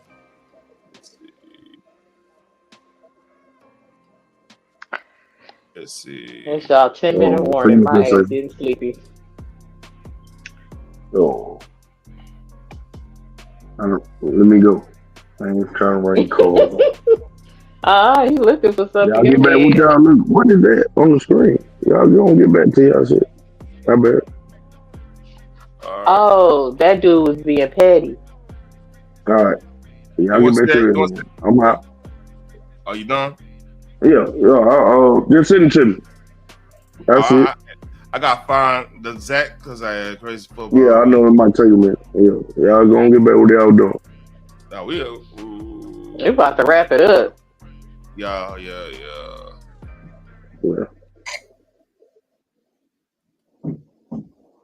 I sleepy. That's college football.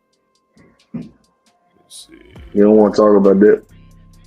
No, I'm chilling. I ain't heard what you said week 1. I said, hold on, that's a lot. Week 1. Who do we play week 1? Well, hold up, that's a lot though, because I gave y'all props. Who do we play week 1? Matter of fact, we the only one gave y'all a fucking game. Be real with you. Be 100 with you. On top of that shit. You was playing a freshman starting his first game ever against Archman. Okay. That was a Heisman favorite. A Heisman number 1 team in the nation. That what y'all was. No, that shit don't matter. No, it do matter. It do matter. That shit can be snatched in a heartbeat. Don't they count the schedule? That's a win against a number 1 team. But hear me out. Okay. Straight the schedule. All right, man. We beat the number 1 team the first week, and we ain't let it go. Buckeye Nation, baby. And we got our payback on the team up north. Looks at Phoenix. I think this might be. You do know Ohio is north, right? Not north. North. Not over there. Right on. On a preseason one. Right next to it. I know the map. Still north. Anywho. Anyway, not as north. Way more northern than Alabama. Just saying. Hey, why you bringing that up? But I mean, I don't care. Like Michigan don't do their damn thing. Seriously, Michigan State and University of Michigan is the actual rival. So I don't give a fuck what Ohio do. No, it's not. No, it's not. It is. In all actuality, yep. How dare you say that? Maybe in basketball. Nope. Football and Not in basketball. football. The game? Come on. Yeah. Stop. State and university, they be going at it. That ain't the game. It ain't called the game. It ain't called the game. That's why your mic going out right now. Because you sitting there live. Video I did that on. I thought it was a game. He's still looking for that. I told y'all to get back to what y'all was. No, I did a lot of videos. I can't remember what video I did it on. But I think I was talking to, damn, that probably wasn't even on a sports one. I probably was talking to, because Russell asked me. He was asking me about the Houston Texans. And And he still owe me from that game. That's why I be on his neck. And that's why he don't even want to like talk to me no more. No. Because he was talking. He probably over there with Russell owed me from both the games. From the playoff game we beat y'all, we bet $50. And then the first game of the year, we bet that same 50 back. And he mad that he lost both of them. And he ain't paid me yet. And he sent me this trash cologne. Hey. Not trash. Oh. He said he did it on purpose though. When I said, cause you know when I won that shit on the takeover. I won the thing on the takeover. You know what? Yeah. The petty run deep over here. That's real. Shit. The petty run deep on this side. I tell y'all, something wrong with all y'all. There's something wrong with you. I seen what happened. Yeah. Man, you was acting today. What happened was you was acting today. About 2 hours ago. About 2 hours ago. I was giggling. I know. You were playing. Mm-hmm. Damn. Listen. Yeah. That nigga said, all right, dog, I'm gonna drop down. I'm gonna go laugh in a little while. Right. He got the fuck on. Hey, I seen that. And guess what I said? I said, I know what feeling's gonna be at. Getting the fuck off. Yeah. She was so proud of herself.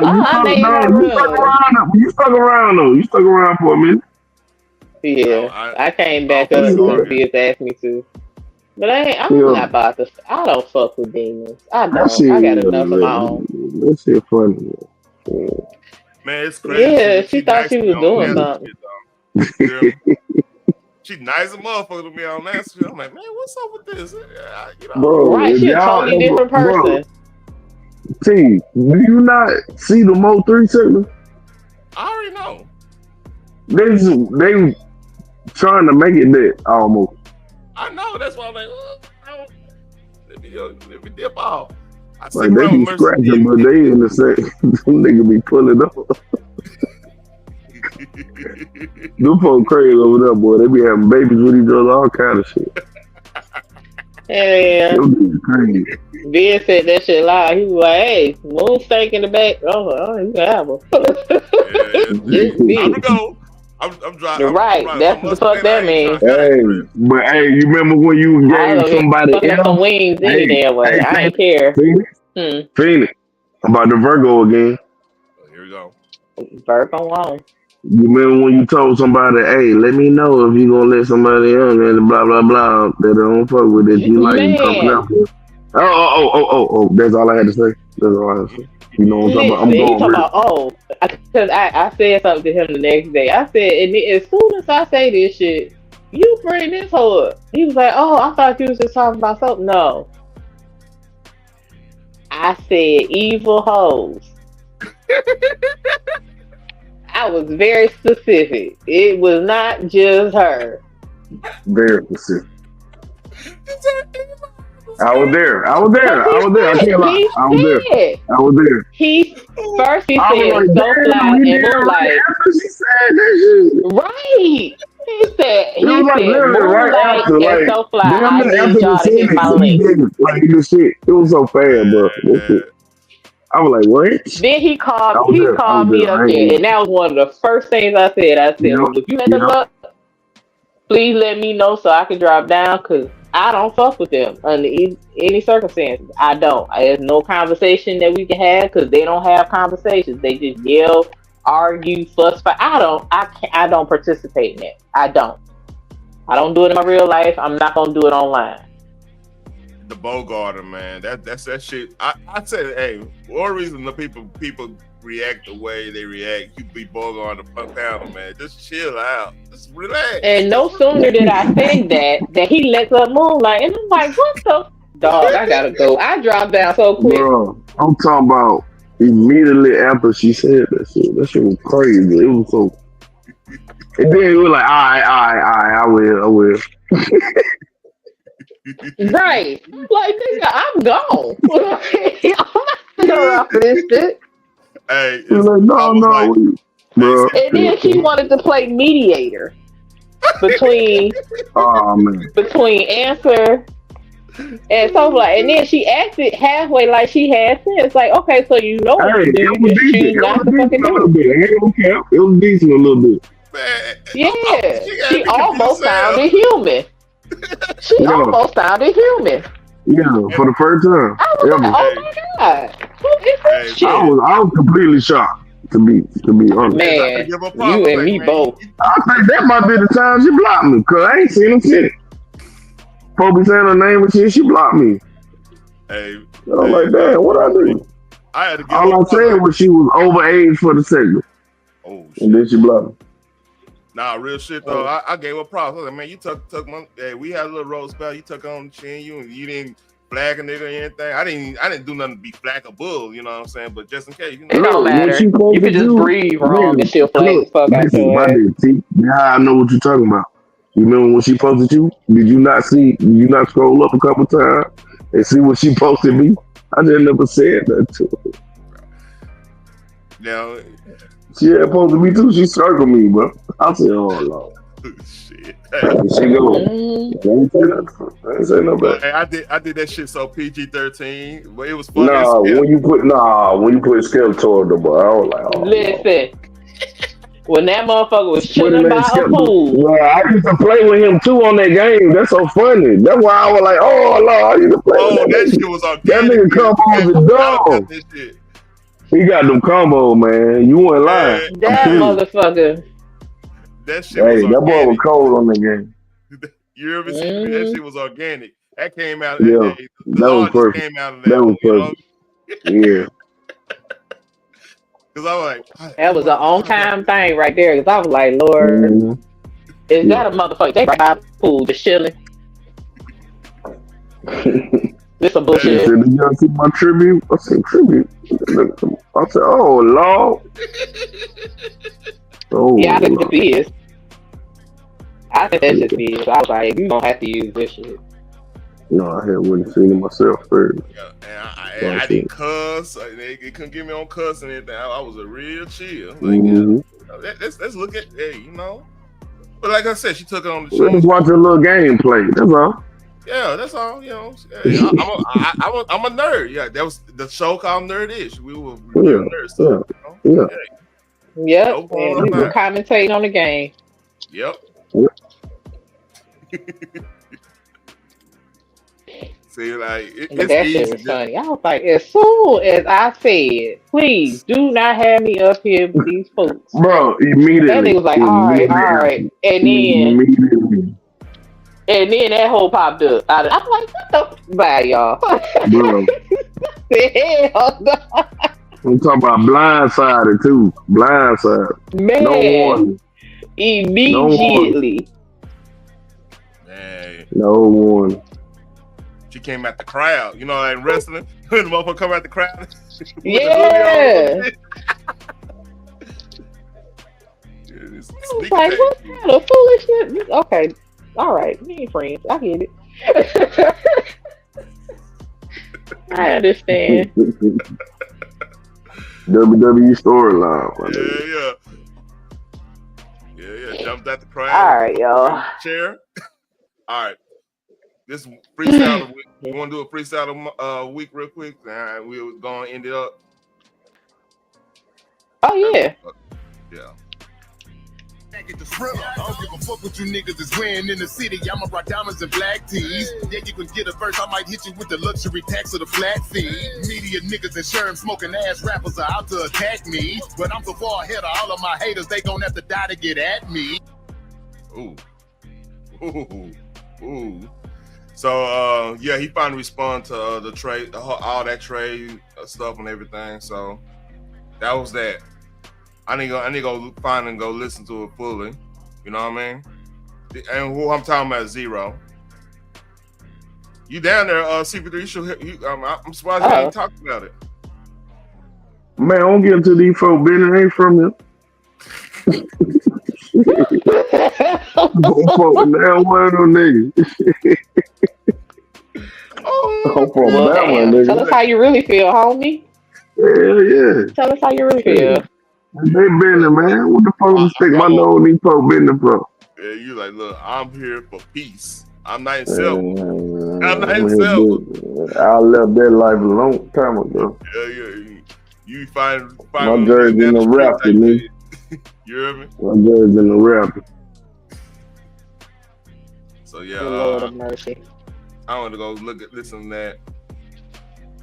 But shit, that's all I got. I guess we need to go and save answer. I'm about to go harass the answer. Oh man, yeah, I'm gonna go pick two. Hey, yep. I'll jump up in there, man. We don't have to. Save You gonna jump on the panel? I'm going to sleep listening while I'm harassing. Same. Hey, no, hold on. We don't condone harassing, so we not talking. Oh yeah. I mean, damn it, I can't even say make fun of. You can't even talk how we talk. Jokes and I'm going over there to crack some jokes. Yes. Yep, that's the hell I'm about to go do before I go to slumber. Yeah, we don't harass, okay? All right, we're not harassment channel here, okay? No, but I'm about to tell some jokes. Well, we gonna roast like a motherfucker. Okay. All right, like, share, subscribe. I'll let y'all. Salute to CP3, Phoenix, Dre, everybody came up in the chat. Like, share, subscribe, and leave a comment.